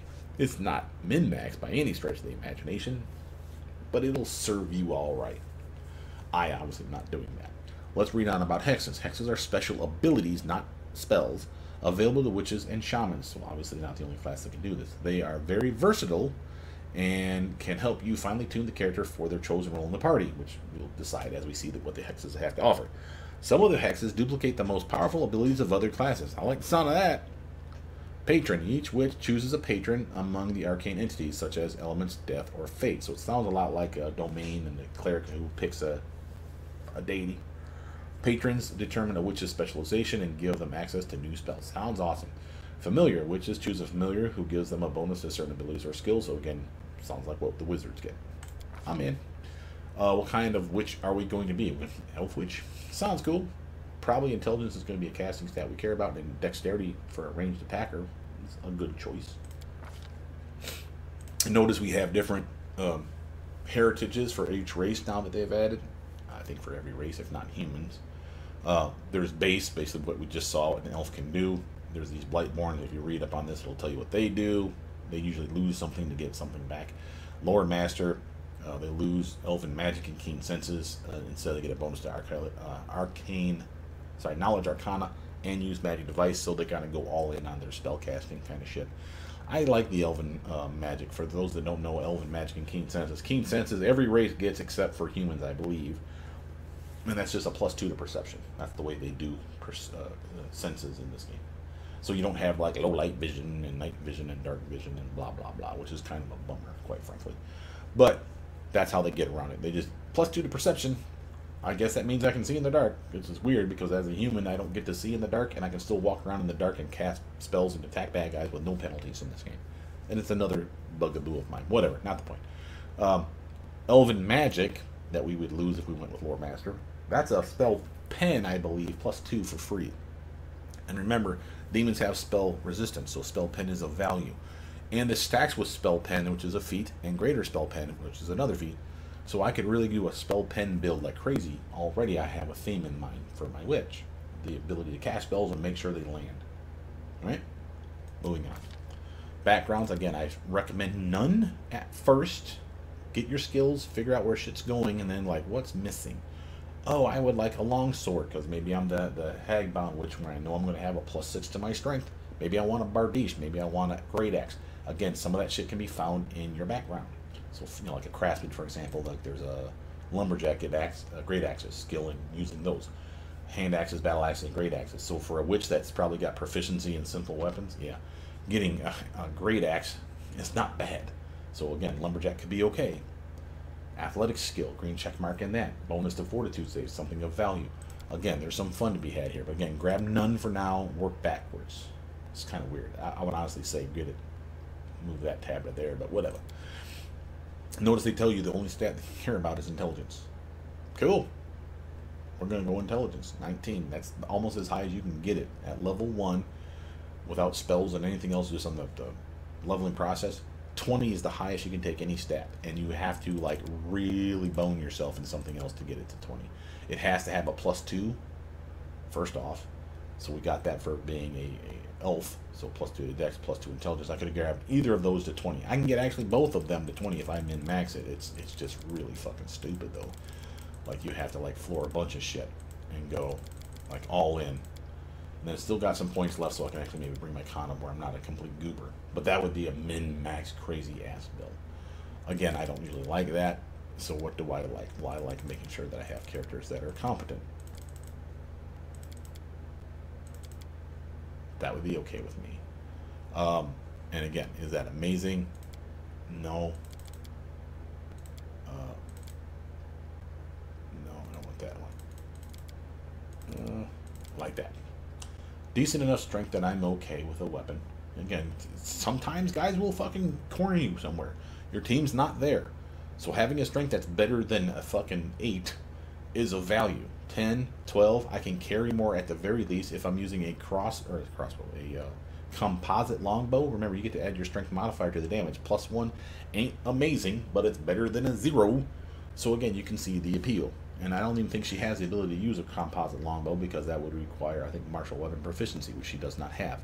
But I can get a background feat that I'm a hunter that gives me skills with bows that includes composite bows. So maybe that's my thing. As a witch, I'm an elf, after all, I should have that. Matter of fact, as an elf, I think the race itself gives you bows.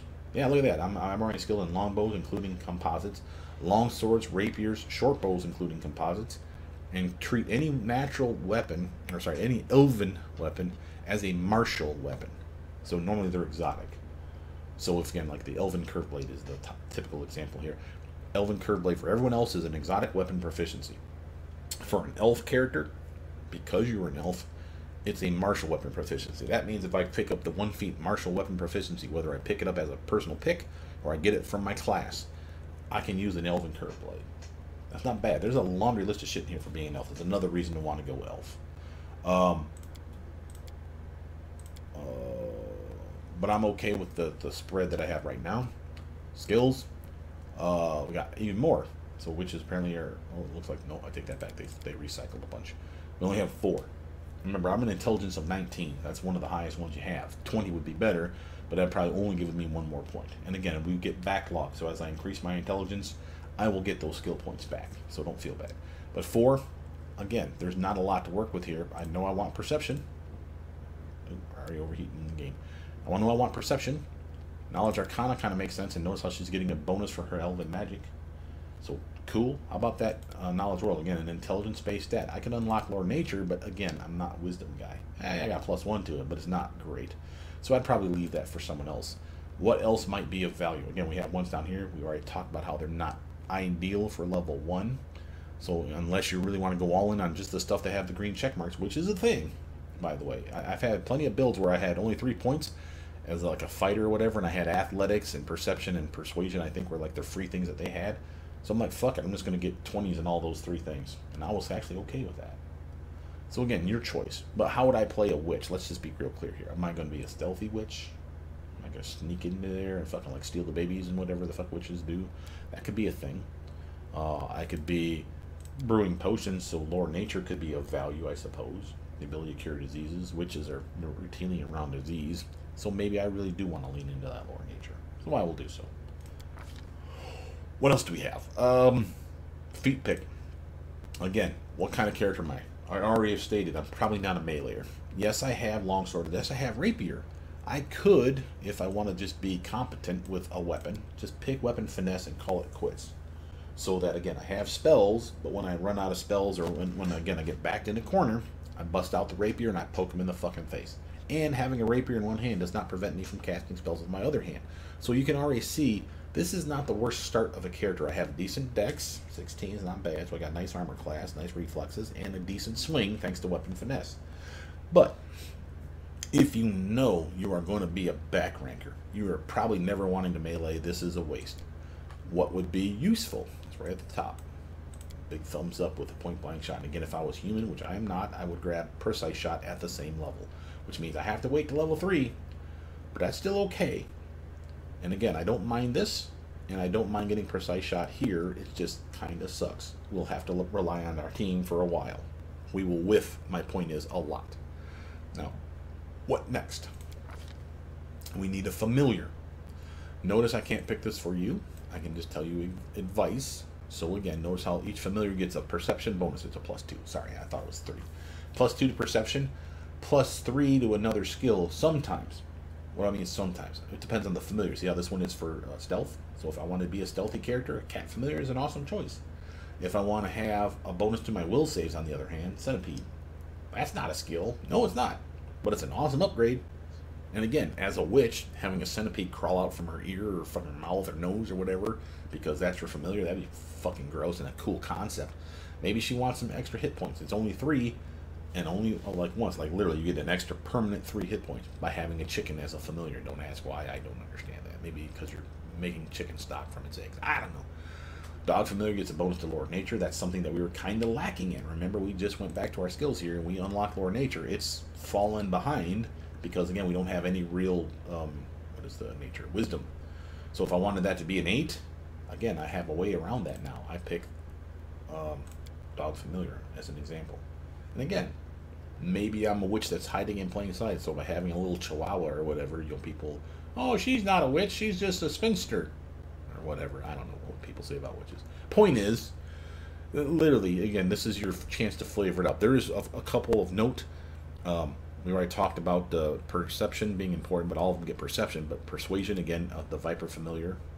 This is the one that you get for free, by the way, for that Eldritch Scion. That's the Serpentine Bloodline. You get it for free at level 3.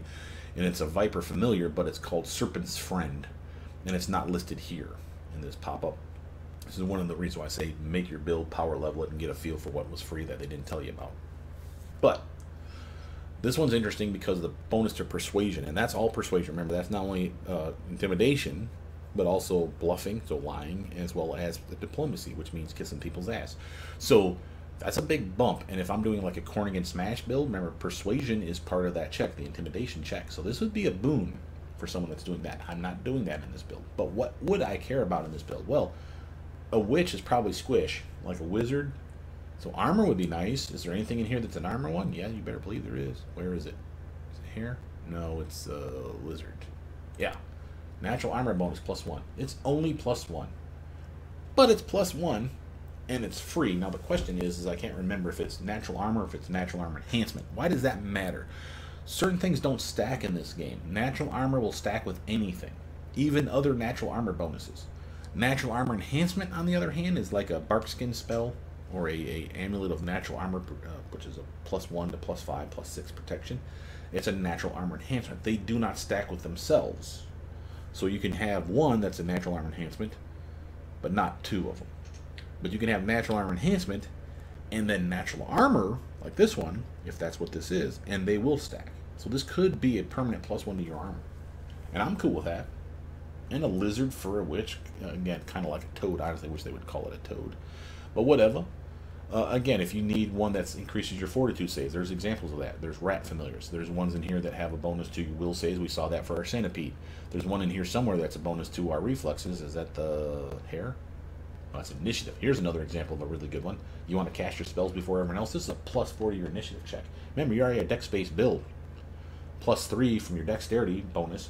add another 4 on top of it at level 1, you got a +7 to your initiative roll. What's the chances that you roll high on that totem pole? Pretty fucking good, right? And don't you want to get that hex off or that spell off sooner than later? You can see the appeal. Again, I can't answer this for you. It's on flavor. I know me, though. A bonus to armor, that's a fucking hard thing to turn down in this game. Moving on.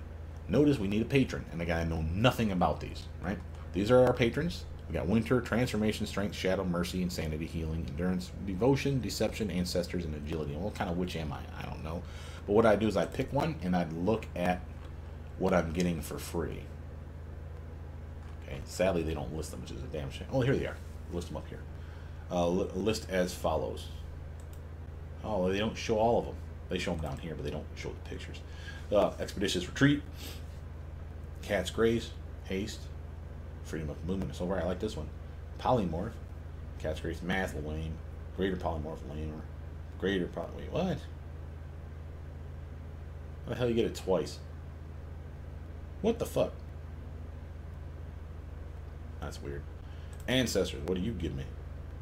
I got Bless, Aid, Prayer, Shield of Dawn, a lot of cleric shit, Burst of Glory, Greater Heroism. This looking nice too. Bestow Grace the Champion. Alright. Greater Angelic Aspect, that's a decent one. And Weird. That's a weird one. It's a joke. Deception, so it's gotta be illusion magic, right? Vanish. Invisibility, yeah boy. Displacement. Confusion. Phantasmal Web. So far I like being an illusionist. If I wanted to be a witch that was a gnome, gnomes get a +1 to their illusion spells. This would be an example of one that for free spells, this is not bad. Weird, again, another illusion spell. Greater Angelic Aspect. Math and Viz, Serenity, Phantasmal Web. There's some decent stuff in here. Devotion, what are you giving me?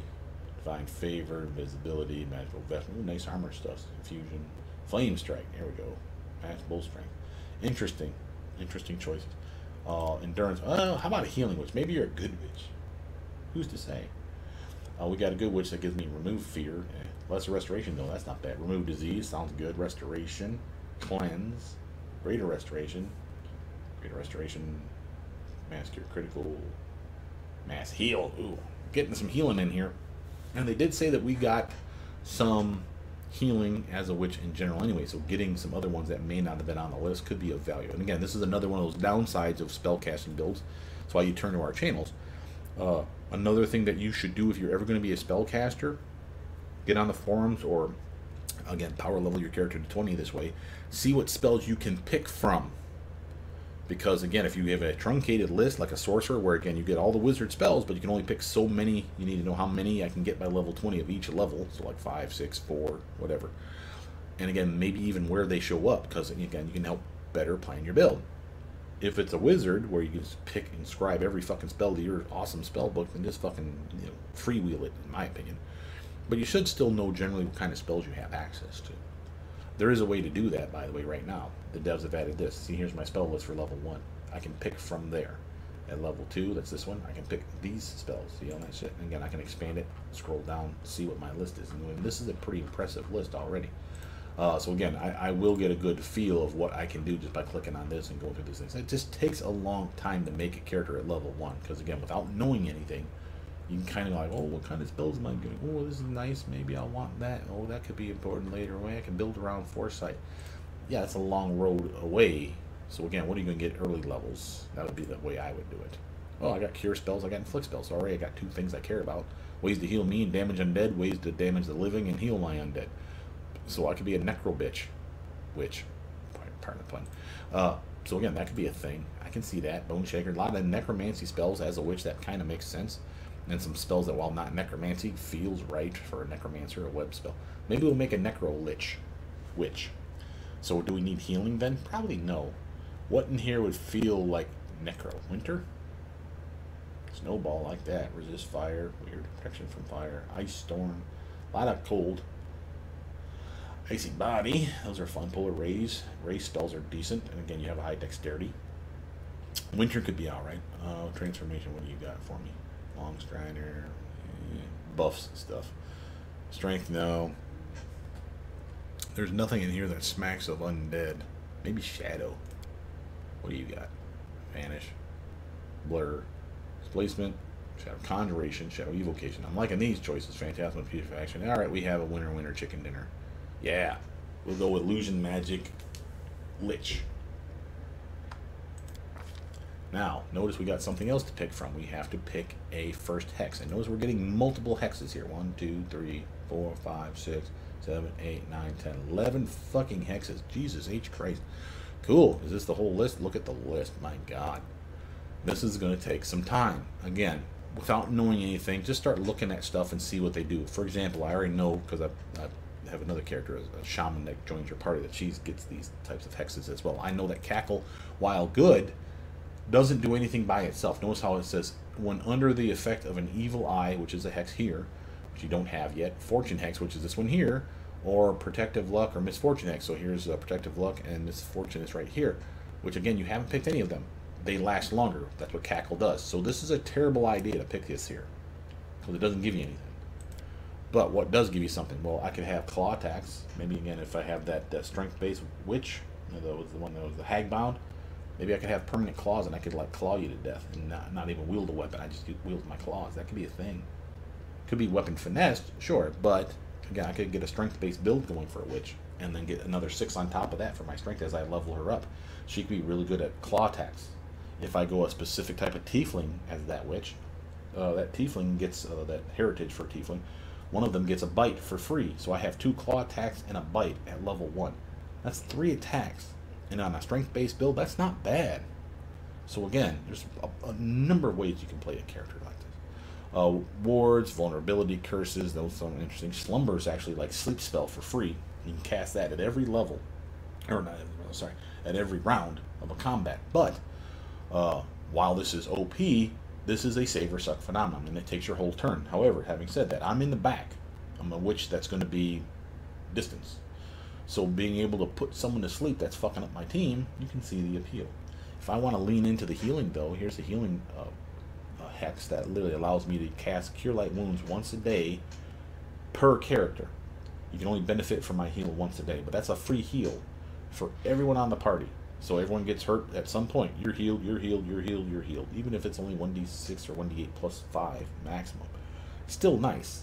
Notice how at level 5, the hex upgrades and becomes Cure Moderate Wounds. So it even scales a little, again, of value. We got ameliorating ones, like if I want to remove some dazzled, some fatigue, shaken or sickened conditions, things of that nature. And give you a buff against them as well. Of value, or of purity, making my teammates immune to poisons and diseases in an aura. The downside of this one is it's used in 1 minute increments, which means it's a clickable, nothing wrong with that. And I think it's probably 1 minute per witch level. Yeah, equal to your level. So again, by level 20 witch, I could have 20 clicks of this, or 20 minutes a day, whether it's 1 minute increments or full 20 minutes. I'm making an aura, a 10-foot aura centered on me, that literally will protect me and my team from these effects. So Stinking Cloud, inhaled poisons, diseases, just straight negated. It's not bad. And there's some decent demon pricks out there that disease you and poison you. So again, of value. But what am I going to grab? Evil Eye is an obvious choice to me. It's quintessentially witch. You know, you give them the fucking juju, right? So Evil Eye, what does it do? Notice how the target takes a penalty. The witch's choice, you gotta love this, -2 to the following: armor class, or ability checks, attack rolls, saving throws, or skill checks. So I get to choose that shit. Notice this part. This hex lasts for a number of rounds equal to 3, plus the witch's intelligence modifier. That's our main casting stat, right? So we're at a +4 right now. So that's a 7-round fuck you to a bad guy. But wait, there's more. There's a will save for the bad guy. Okay, hey, that sucks. But is it a save or suck?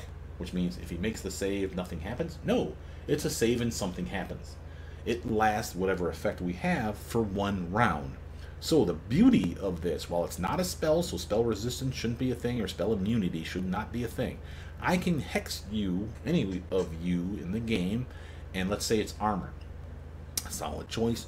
-2 to your armor. Guaranteed for 1 round. Why is it guaranteed? Because, again, even if you make your save 1 round.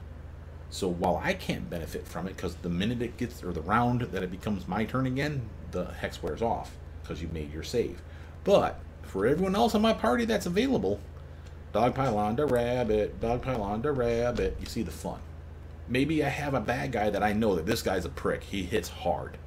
Okay, one of my curses, or hexes, excuse me, could be the attack roll. A -2 for 1 round only is a guarantee that he has a -2 to his swing. That might be enough to keep us all from taking it on the chin. Just saying. And that would also help you as far as not being hit, but also for not being critted. So you may get hit, but you're less likely for him to confirm the crit. You see the appeal. Again, solid choice. I think we'll just pick it and move on. What else? Spell picks. Notice it looks like we're going to get a lot of spells. To me, that smacks of us being not a spontaneous caster, but being a prepared caster. So we will have a spell book proper. Like every day we'll have to choose what spells we got. Well, what spells do we got? Look through your list. See things. Again, if we're going to be that Necro Lich bitch, you may say, we're not going to get cure spells. Well, right now you're alive, aren't you? So is your team. Don't you want to keep them alive? I know I do.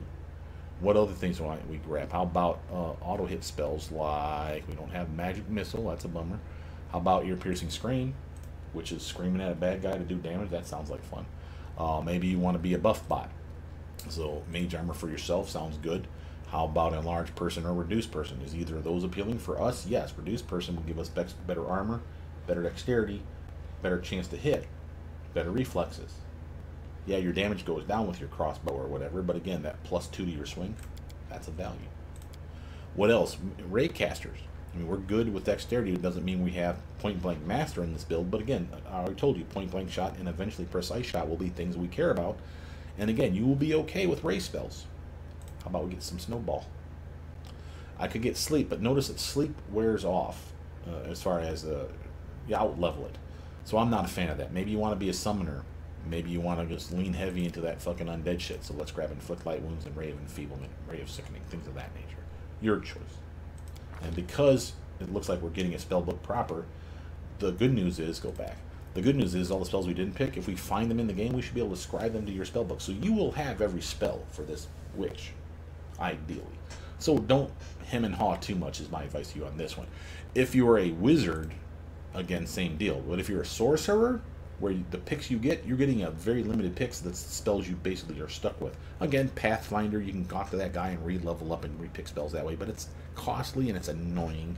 You have to write it all down, remember at the right level to grab the right spells again so that you're not fucking yourself from what you had before. It's annoying. So I'm more of a mind to grab what you want the first time. If you want to test stuff, though, like, ooh, hypnotism could be good, and then you find out it's garbage later, then spec it out. That's fine. But for this build, again, you're going to have access to everything. Do we have a deity? We don't have to. Doesn't look like it because we have atheism as a choice here. But you are a witch, and therefore are a nasty witch. How about you go with Lady Despair, who's also good with undead and dark necromancers? That sounds like a witch that I can get behind. Urgatoa. Nice. Deity imposes a penalty to your alignment as far as what you can pick. Looks like we can be neutral, lawful evil, or chaotic, but we can't be any of these others. Notice how they're not lighting up. The obvious, I would say, is the red. The neutral is just generic. But lawful evil, and we're not that kind of a witch. We're not setting puppies on fire in the street neither. So neutral evil, we're in it for ourselves. Sounds good. Now we get to go crazy on some of this stuff. Notice the body types are still locked right now for us. We can't shift between them. So there's typically, and they had this in Kingmaker, they just haven't implemented it yet in this game. Typically your body types fall into 3 categories. There's the normal, which is probably 1. 2 and 3 usually fall into the are you taller or are you fatter or are you skinny. So that's the body types you can expect. I'm probably happy with normal. She's well-fed witch. Eating babies is good for your skin, I hear. Face-wise, you are a evil witch, so Jesus, that looks perfect. Maybe you're a little fucking pale because, you know, you are a creepy crawly witch lady. I like the little skull on her belt, though. That is a skull, right? That's cool looking. Hairstyle. No, we're not that kind of witch. I still have hair, but I'm not eminently coiffed or braided. That might be okay. That's number 3. Pass.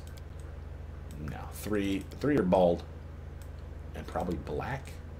Yeah, just black as night. Ooh, wait, even more black. Blue hair. What the? Ooh, that's got a nice tint to it. Is there a green one that's like that? No. Boo on you, madam, for not having green hair. would have been like the moss in her hair is what I'm envisioning. Anyway, I'm cool with that. Clothes-wise, going all goth. Just black and black with some black on it. Put a little bit of white in there because of the bones. Sure. Sounds good. I'll take care of it. Oh, by the way, I never noticed when we leveled up. Usually in Kingmaker, it lets you pick what hand was your dominant hand. I have not seen that yet. Huh.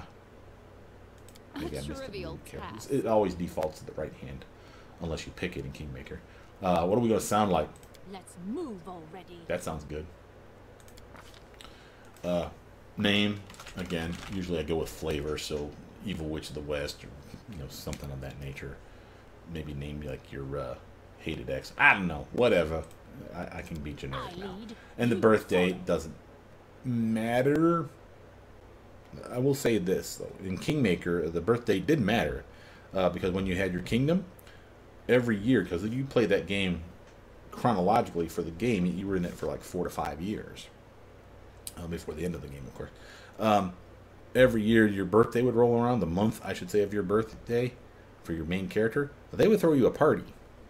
And that party was usually something that helped your kingdom in a way. So this does actually matter more than you think. But I don't know enough about the game to know what would be a good month or day to pick. So just leave it at default is what I usually do. Now, here's our character. We feel pretty good about her. She's got 2 spells a day, infinite use of cantrips. We haven't even seen what those are. Probably Acid Splash and the typical wizard type shit, but we will see. And again, we have infinite use of those hexes. So again, already we got a good feel for what our character can do. Now what I'm going to do, I'm going to power level it after this little tutorial shit kicks in.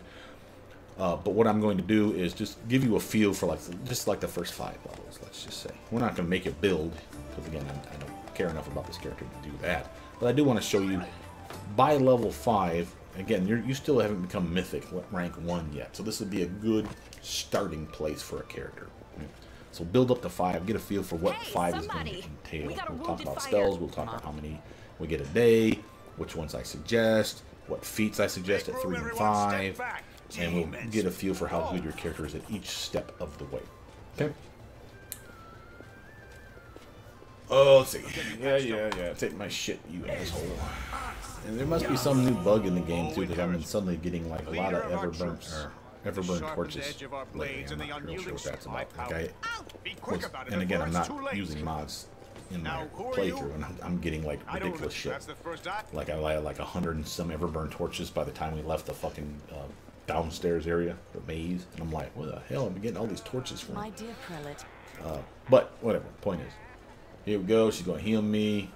I'll say thank you, fuck off, and then we'll power level her to level 5. Just get a feel for what that is. Okay, go. Yeah, thanks. Right, piss off.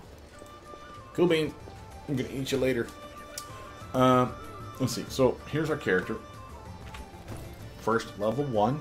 This is like everyone's gonna start. You butt ass naked. I'm gonna get a fucking light crossbow from that guy, so I'm just gonna gift it to myself now. Just so I don't have to think about it. We'll say weapon, and we'll say crossbow.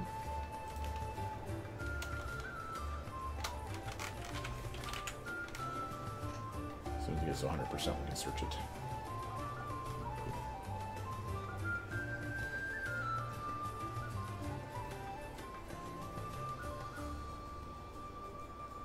Okay. And I'm just going to grab myself the cold iron crossbow. Oh, they don't have just a generic one? Masterwork. Close enough, I guess. I'll take a +1 to my swing. Sure, why not? Of course, you have data here. It's a little better. So again, because of the fact that it's a masterwork, I get a +1. So, but just know that your attack is going to be +3 for everybody else. Okay. Now, are you going to be amazing with that +3? No, but point blank shot is going to make it a +4. So this is simulating point blank range. So again, 30 feet, not 50. But notice something else. Point blank shot will also increase your damage by another point. Because again, it'll be 1d8 +1, as long as within 30 feet.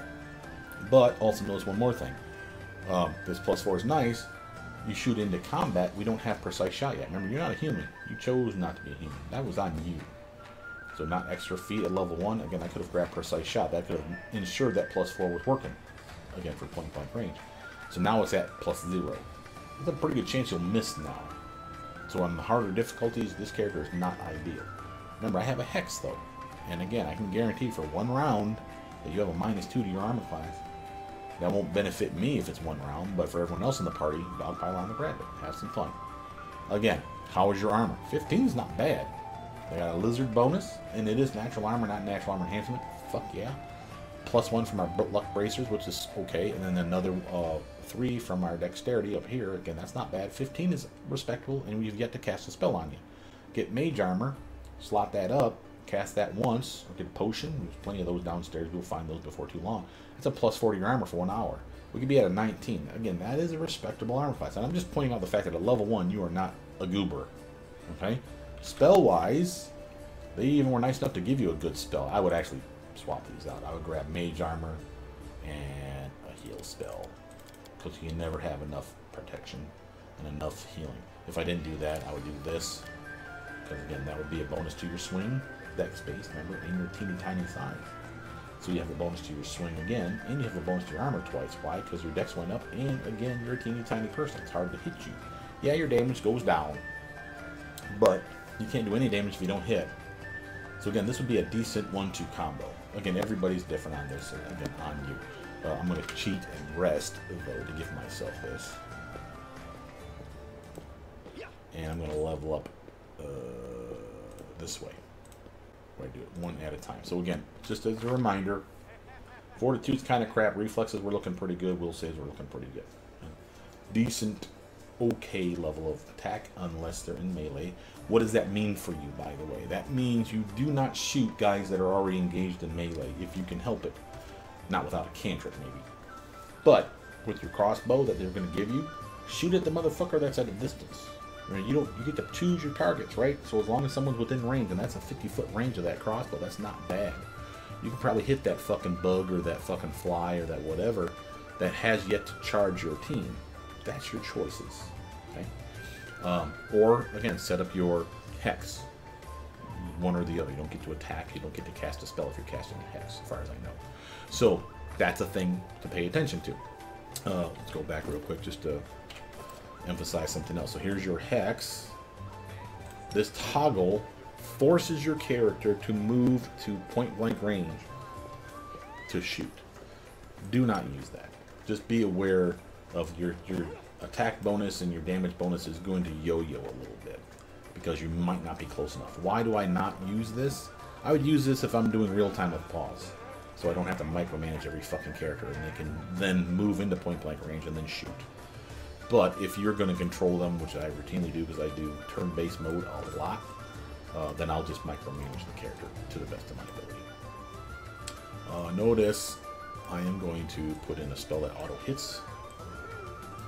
You can put in the one that gives me or my teammate a buff for 1 minute. Those ones are over there. You're done.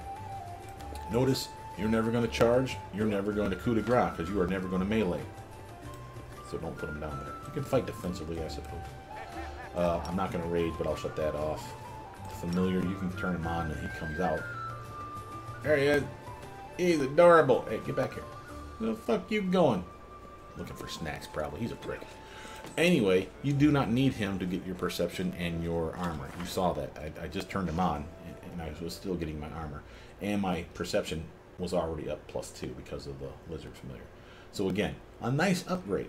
So for a level 1 character, you're decent at perception. Your mobility is not bad at 3. Now, again, remember, this one does not require skill, no training in it. You don't have to unlock it to use it. So I have a 3. I have an athletics of 1.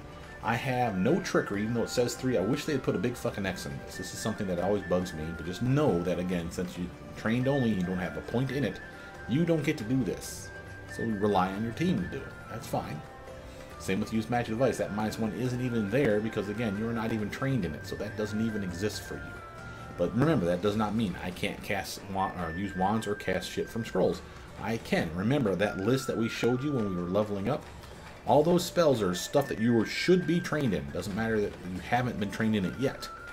You have access to them at some point in it as being a witch, and therefore you can cast any scroll and every wand that they'd have access to, level 1 through 9, and it should not be a use magic device check. Unless they change that. That could always grain of salt on this shit, but test it. Should not be an issue for you. So again, you don't really need this if you have the spells at your beck and call that you wanted on your list, you'll be fine. This is for when you're dipping outside of that. And again, for those people that are used to pen and paper, know that in pen and paper, a used magic device, a high used magic device skill, allows people to put on gear that they shouldn't be able to. Like a rogue, for example, using a wizard's robe. And where only wizards are allowed to put this shit on. A rogue could have it because they have a high used magic device. That does not exist in this game. At least not like that. There's a way to do it in this game, but it has nothing to do with used magic device. Okay? So just be aware of that stuff. So let's level this character. We're already at level 1, doing okay, staying at range, auto hit, cantrip. So again, doesn't even have to have a good dexterity, it just hits. And again, notice it saves for half damage, the minimum damage is still 1. Notice my other favorite part about this one, no spell resistance. So Divine Zap will always hurt a dude. Or should always hurt a guy. So that's nice. So if you have nothing on autopilot, by the way, notice how I can right click with my mouse and you see this down here? That means in combat, I will routinely click a target. My character will try to walk close enough to that target at the farthest distance, and notice the range of this fucking spell. It's a pretty goddamn good range. That's close range, by the way. That's 30 feet. And again, they will get within that circle and cast that spell on a target, and it's guaranteed to do at least 1 point of damage. Like 9 times out of 10. That's not bad. So again, you have some buffs, you got some protection, you got an okay weapon. Of course, this is matchwork, so it's cheating, but again, you also have your curse. Notice the curse here. We got a minus to armor class, minus to attack rolls, minus to saving throws. Notice they lied to us, by the way. Notice it said that we can penalize skills and everything else. That doesn't seem to be in here. I can debuff their armor, I can debuff their attack, or I can debuff their save. You could, of course, see the appeal for any of these things. And again, notice the will save, just in each of these instances, reduces the duration to 1 round. So if I know that it's my turn, especially why I like turn-based mode, it's my turn, the next person that's on the party it's their turn next on this target is a wizard, let's say, and they're going to cast a spell that has a saving throw. I can fuck up that guy's save guaranteed for 1 round. It's time to use that. Now notice, I think you're only allowed to use any hex, obviously once in a round, but the moment I use this hex on you, I can't, like, next turn hit you with that hex, I don't think. It's a one and done. You get to hex somebody once a day, I believe. I could be wrong on that. But if that's the case, decision time. Would you rather you and your team have the ability just to hit the motherfucker? Would you rather that he doesn't get a chance to hit you guys very easily? Would you rather soften them up for all your spellcaster buddies and people? And it doesn't even have to be spellcaster. Remember, there's other kind of saving throws, like spell-like abilities that people will have. So again, plenty of reasons to soften them up this way. And the fact that it will at least work for 1 round is of value. But let's level your character. Level 2, we'll keep going with Witch. By the way, it auto defaults this. I wish devs, by the way, you notice how it's down here, which really annoys me. If you could change this before the game is released, if it's going to be Witch, I wish this would snap up to be in the middle to show you what it's going to pick. Because if people go next and they're not paying attention, they're like, oh fuck, I didn't want to go Witch. Oh shit. It's because it was down here and you didn't see what it was. It tells you right here, but most people aren't paying attention to that. So please fix that. What is level 2? Well, notice already right away we know we're going to get more spells. We'll probably get an attack bonus upgrade, which we'll appreciate that. So again, we'll be at a +1, not a +0. So that's a nice bonus to our swing, whether it's melee or ranged, or a race spell or a melee touch attack. Then notice we're getting probably more spells a day, as far as picking new spells, I should say. Notice that we're getting another hex. Let's go perception. I got 4 points perception, and the same ones. Nothing wrong with that. Maybe at this point you're really starting to feel that you should have some persuasion or use magic devices to unlock it. Again, I can't tell you what to pick. But if you've already had the theme in mind, go with that theme. Run with that theme. Hexes. We already looked at a bunch of different ones. We got probably different ones in here still too. Vulnerability, curse, make them not have energy resistances or energy immunities for that matter, like the demons who have immunity to electricity. Again, if you have a Magus on the team, Shocking Grasp is a staple for them. That sucks for fighting demons. Well, what if I were to use my vulnerability curse to make sure that they're not immune to electricity anymore? You'd see the appeal. Even if it only lasts for 1 round on that will save. My turn, sure. Shocking Grasp, smack. You see the appeal. Maybe you just want some extra armor. Again, we're already tanky. Why not get more tanky? Yeah, sure. I'll do Ice Plank just to be generic. 2 more spells in your spell book. And again, you'll find spells, you'll scribe them. But again, my advice to you, when you have a spell book that you can make and grab every spell in it, do so. Duh. But when it comes to picking your 2 spells every level, pick the shit that you like. Either A, I have yet to see a Burning Hands in this game. Maybe I should grab it now then, so I know I have it in my list. Or maybe I know I want to buff people, and while there probably isn't a large person's spell in the game somewhere, or scroll in the game somewhere where it's easy for me to buy it and get it, I know for like the next couple fights, I'd rather know that I have it. You know, a spell that I can attack, another necromancy spell, something that, again, I'm going to lean heavy into necromancy. Fucking grab it now, right? So again, 3 spells a day now, gotta like that. Remember, once you level, because you have to pick it, start picking your spells. Let's get that snowball up in here. That's 3d6 of damage now. That's a ray spell, and you got a pretty good attack bonus right now. So again, for frame of reference, +4, not 5, because remember we got a master roll, so it's cheating. But +4 to your swing with a ranged attack, not bad. And again, you may say +4 is pretty good, but remember, if you shoot into melee combat, that's a -4 because you do not have precise shot. Well, guess what we're grabbing at the very next level, right? So again, sucks right now. Hey, I feel you. We at least got another curse. Put our spell here. Put our new curse. We did get a curse, didn't we? Did we not get a curse? Oh, no, we didn't get a curse. We got an upgrade. We got an armor upgrade. Yeah. Ice plant. Another natural armor, not enhancement. Natural armor +2. We're at a 17 right now, and I've yet to cast a spell on me. So at level 2, which is pretty easy to get in this game, I can cast that the mage armor spell that you have, get you up to a 21. I can cast reduced person, which you also still have, and get you up from a 21 to technically a 23, because your dexterity will go up 2 and you'll be tinier. So you'll have a 20, what did you say, 22? 23 armor class by level 2. It's not bad, man. That's tankier than the fucking tank that they give you. She's like at 20, 21, 22. So again, you're at a 23, son. You're tanking okay. I would not melee right now because you don't have weapon finesse. You don't have piranha strike. Again, you didn't build for it, but you could have, is my point. I still like having armor on my wizards and witches and people in the back ranks that are squishies because, again, less likely I'll get hit. So I'm cool with this. Let's go another level. Level 3. Notice we're getting nothing here, but we unlock level 2 spells. And get another feat. So we're getting a lot of bang for our buck. Notice we're getting no attack bonus. It's at +0, +1, +1, +2. That's a witch, just like a wizard. On the even numbers, you'll get another bad, which means a purist witch at level 20 is going to be a +10 to your swing, which is terrible. But we got spells. Again, got the same 4. Might as well keep going with them. They've been working so far. Precise shot. It's even got a nice thumbs up. As a nice reminder. Now, we do not suffer that -4 to shooting into combat. This now makes you really decent with that crossbow. And if you had a cantrip that did acid damage, for example, which we could have grabbed from your background. I grabbed a different background, but there is a background out there that allows you to pick a cantrip from the wizard's list, from the arcane list. I could have got Ray of Frost. I could have got my favorite, which is Acid Splash, because there's no spell resistance. She could be that person. And now with Precise Shot, she could infinitely use that cantrip every round, just 1d3 of damage, 1d3 of damage, and it'd be +1 because of point blank shot, because Acid Splash and Ray of Frost shoot only 30 feet away, so they're definitely point blank range. So again, I could have done that in playing for that thing. Infinite use cantrips are extremely powerful. Why? Because unlike that crossbow she has, which is still good in infinite use because you don't run out of bolts, there's not that thing in the game. Point blank shot, precise shot work for both. Dexterity works for both, and the cantrip does acid damage, and it's a touch attack. That's ignoring a lot of their armor. The crossbow doesn't have that, and it doesn't do elemental damage. So again, you can see the appeal if you build it in the right way. But again, I'm fine with this as my choices. Spell choices, level 2. Again, don't have to pick level 2. Notice how level 1's still there. If you were missing something, you're like, man, I really wish I could get Burning Hands. Fucking grab it. You have the ability to do so. But I would, obviously recommend you at least get something for level 2.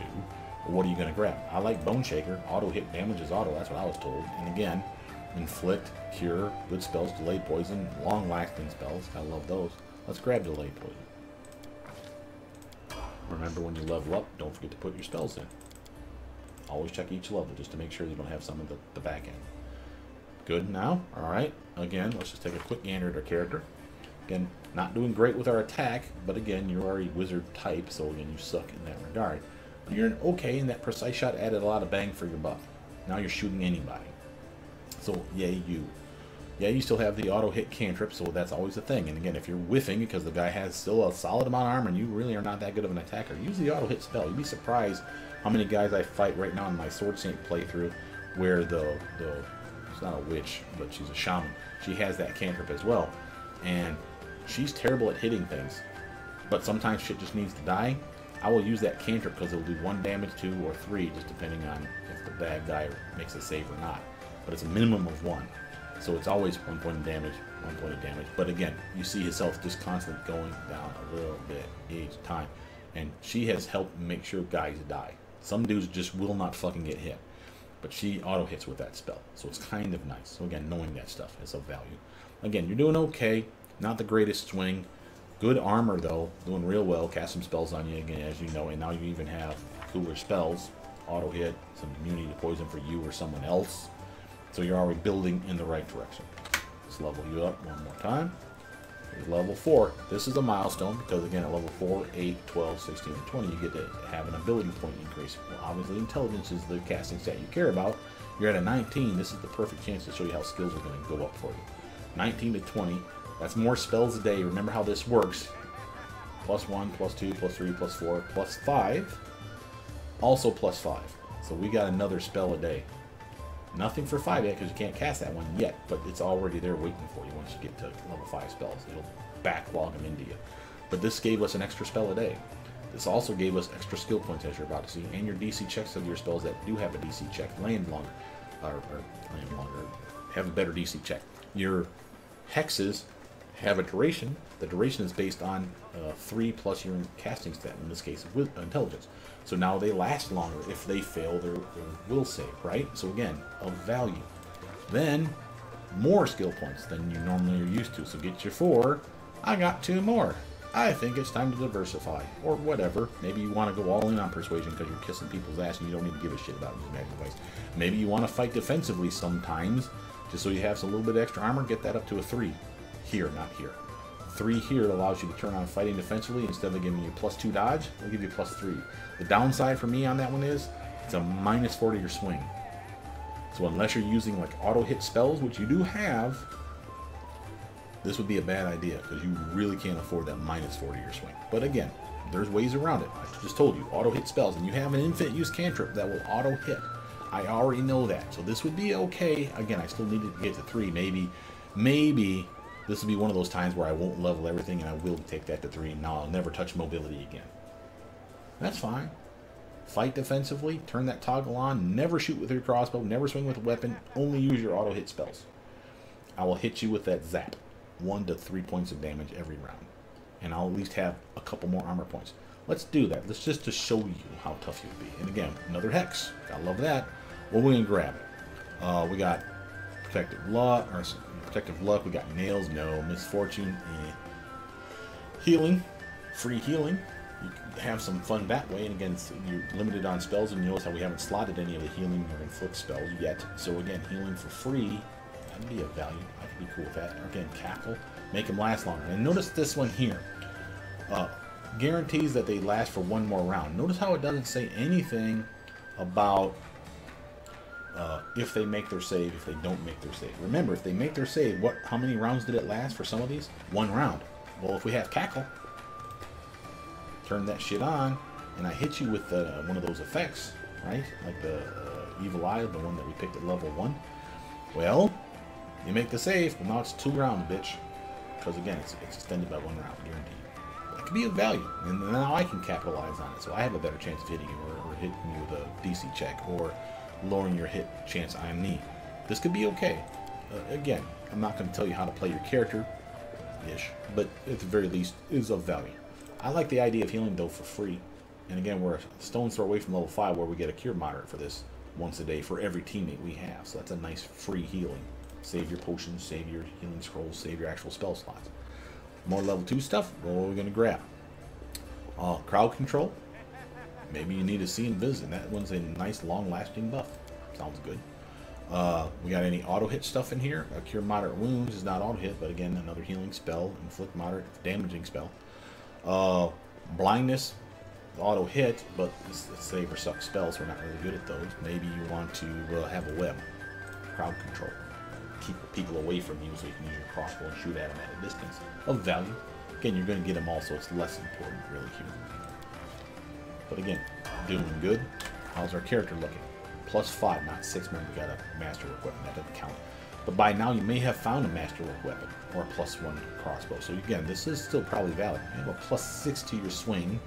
You don't have any penalty to shoot into melee combat, so that +6 really is there. That's not that bad. And we have ways to lower their armor class, remember? -2. So again, we have a pretty good chance at hitting a dude, is my point. So she's doing alright. Got some decent armor, spells and stuff besides. Nice intelligence bonus. We got nice durations to our hexes. We got more spells a day, which, by the way, our extra spell slot, we got 2. Why? Because we had an intelligence increase as well. Otherwise, it would have went up only 1. Well, what we can grab, you're level 4. Time to get some auto hit spells. Let's get that ear-piercing scream here. Maybe you want to have Raven Feedment just so you can start throwing around your necromantic art. Level 2. Get yourself Blur for some protection for yourself. Maybe you want that Singing Biz. Maybe you want to cast that Web for crowd control. Again, no wrong answer. Double up on Delay Poison for 1 for you and 1 for the main tank. Again, no wrong answer here. Maybe just more Bone Shaker. Again, you will have scribed more spells to your spellbook, so it'll probably even be more choices than this. So again, it will be hard to choose. You will get favorites. I have favorites. But again, I do know, again, a spell that I can cast on me or a teammate and giving them just a straight up 20% chance to be missed for 4 minutes at a time, because that's how long this would last right now. That's not bad. That's a good protective spell. Again, you're doing well. This is another hex ability. Got a nice auto hit spell here. Got some melee poison up in this his house. Another auto hit spell here. This one is actually level 2. Like that. Okay. Let's pretend like you rested, just so you can see it. So at level 4, you're doing pretty good. Got a few decent spells. Let's actually just cast a couple on us just to have it.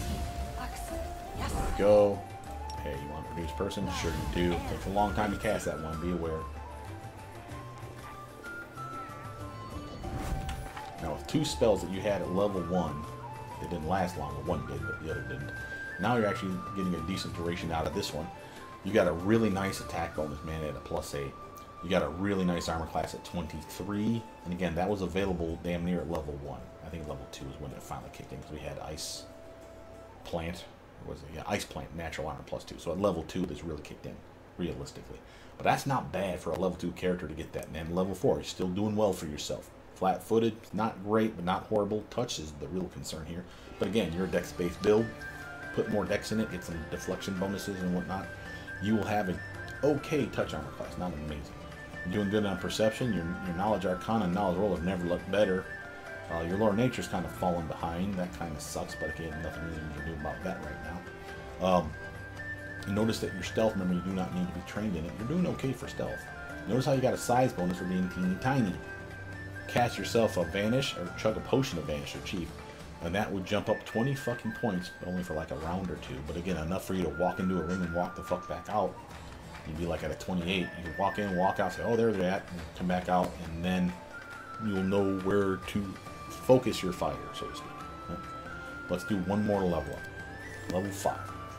Good. Easy enough to get, and again, you're still not mythic rank 1 yet, in my opinion, in this game. Probably not, unless you really like streamlining your attack. I would say you're probably like 5 or 6 or 6 or 7 before you start getting that stuff. Again, let's get our typical 4. Notice we got an extra one. We never wanted mobility again. 3 was all I needed. I can get you caught back up again, baby. Yay, us. Going on. What else you got going for you? Alright, we got another feat to pick, and no more things down here. We got more spells to pick. Level 3 spells, no less. That'll be fun. What feat?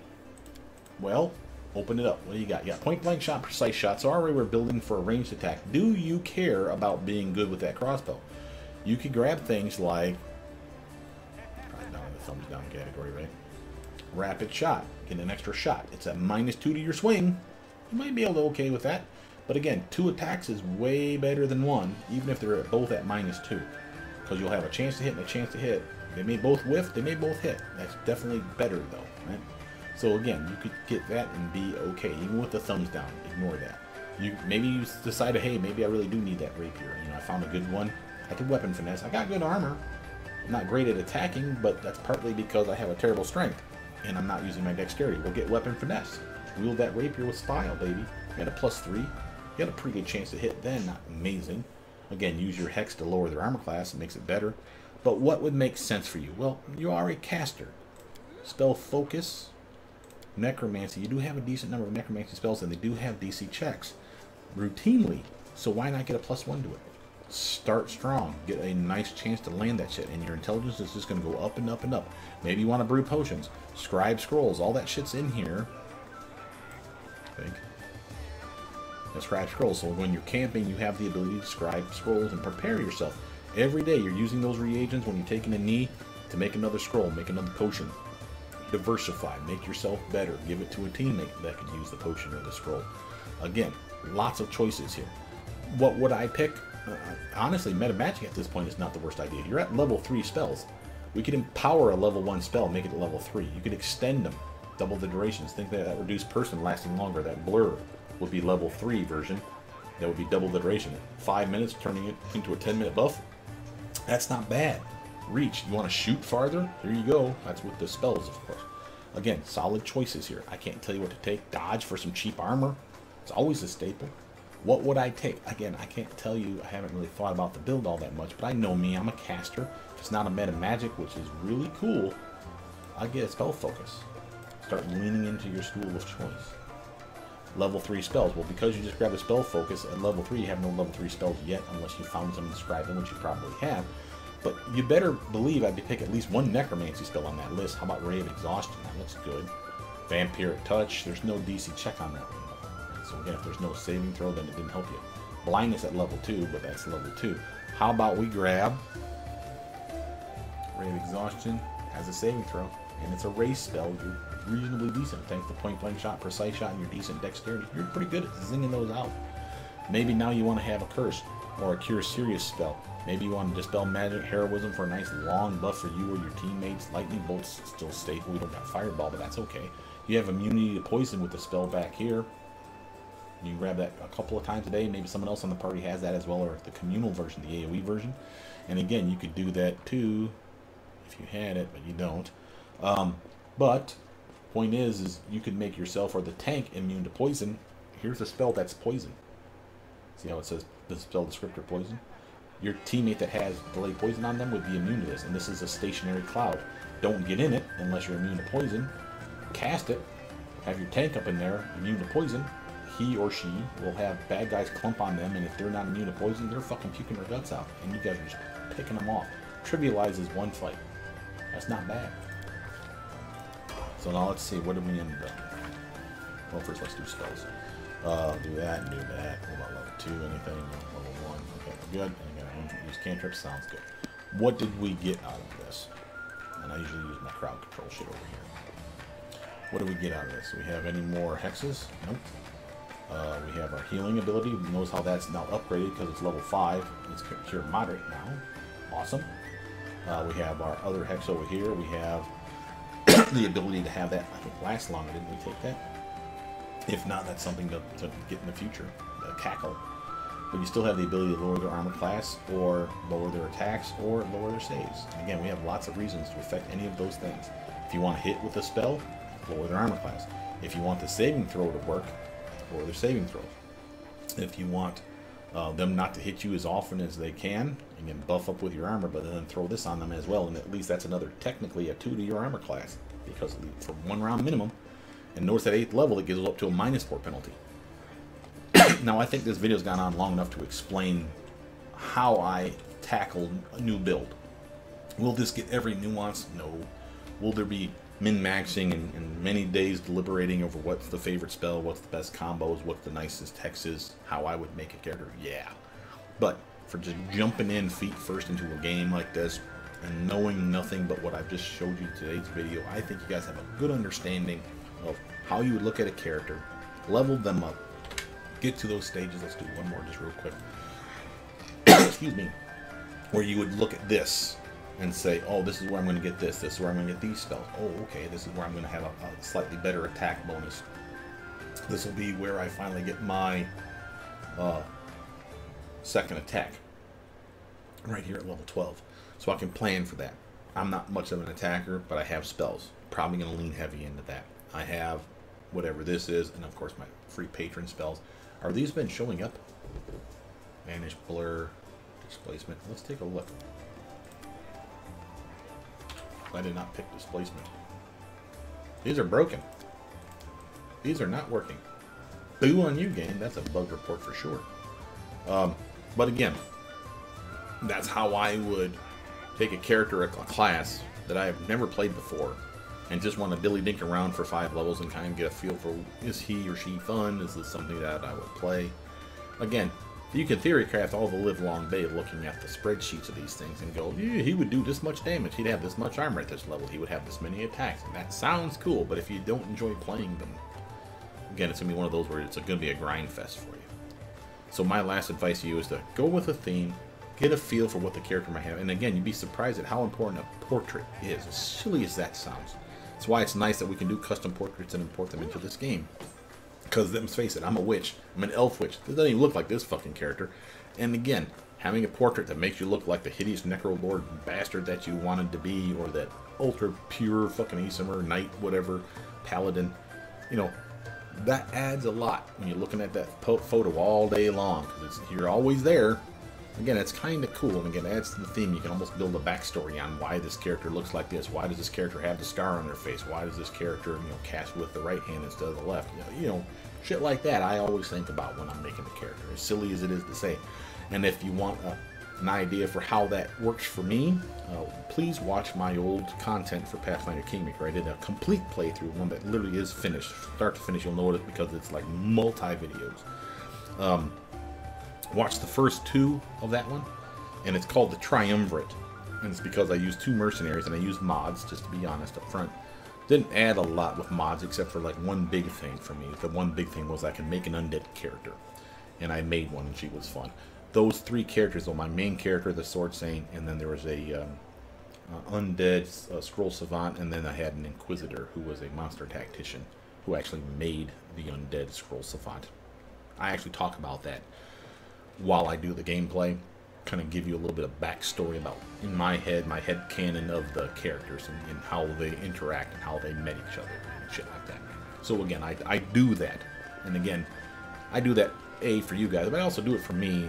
I'm not crazy, at least that's not what makes me crazy, but I do that for myself when I play when I'm not recording, because again, it helps me connect with the character and understand the motivations of why I make the character in a specific way, and I find that more entertaining. It's closer to role-playing.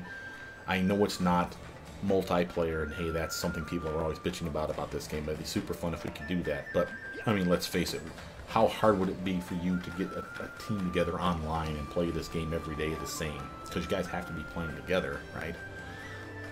If you wanted to role-play this game with friends, my advice to you is go mercenary, or have everyone in the team, like 6 people could play this game, right?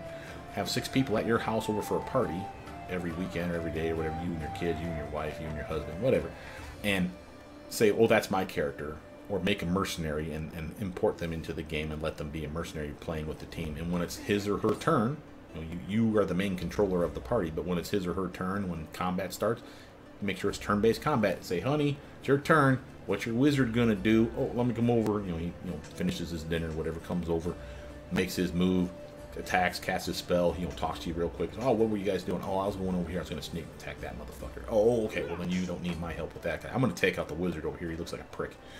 You could still multiplayer this game to an extent. They'd have to physically be there with you, though. And again, I would enjoy that. I mean, I've had friends that friends would literally do that in games. Oh, it's my turn. What's your character gonna do? All right, and sometimes they'll just let me click it for them. Say, cast this spell on that guy there. All right, dude. And they'd be like looking over my shoulder while I'm doing the shit. I'm like, nah, nice hit. So again, we will do stuff like that, and you can still with this game. I would recommend it be, again, turn-based mode instead of real-time with pause. And it would take you a coon's age to beat this fucking game. But I tell you what, it'd be more enjoyable. But again, with all that, I think that explains what I want to talk about here. For general building guide, I think this long enough. But with that, my name is Brother Mutant. Please like, subscribe, comment down below. Tell me what you guys think. What did I miss? What did I say wrong? What did you take from this that could be of value? And post that down below, and I'll see you guys soon. Bye now.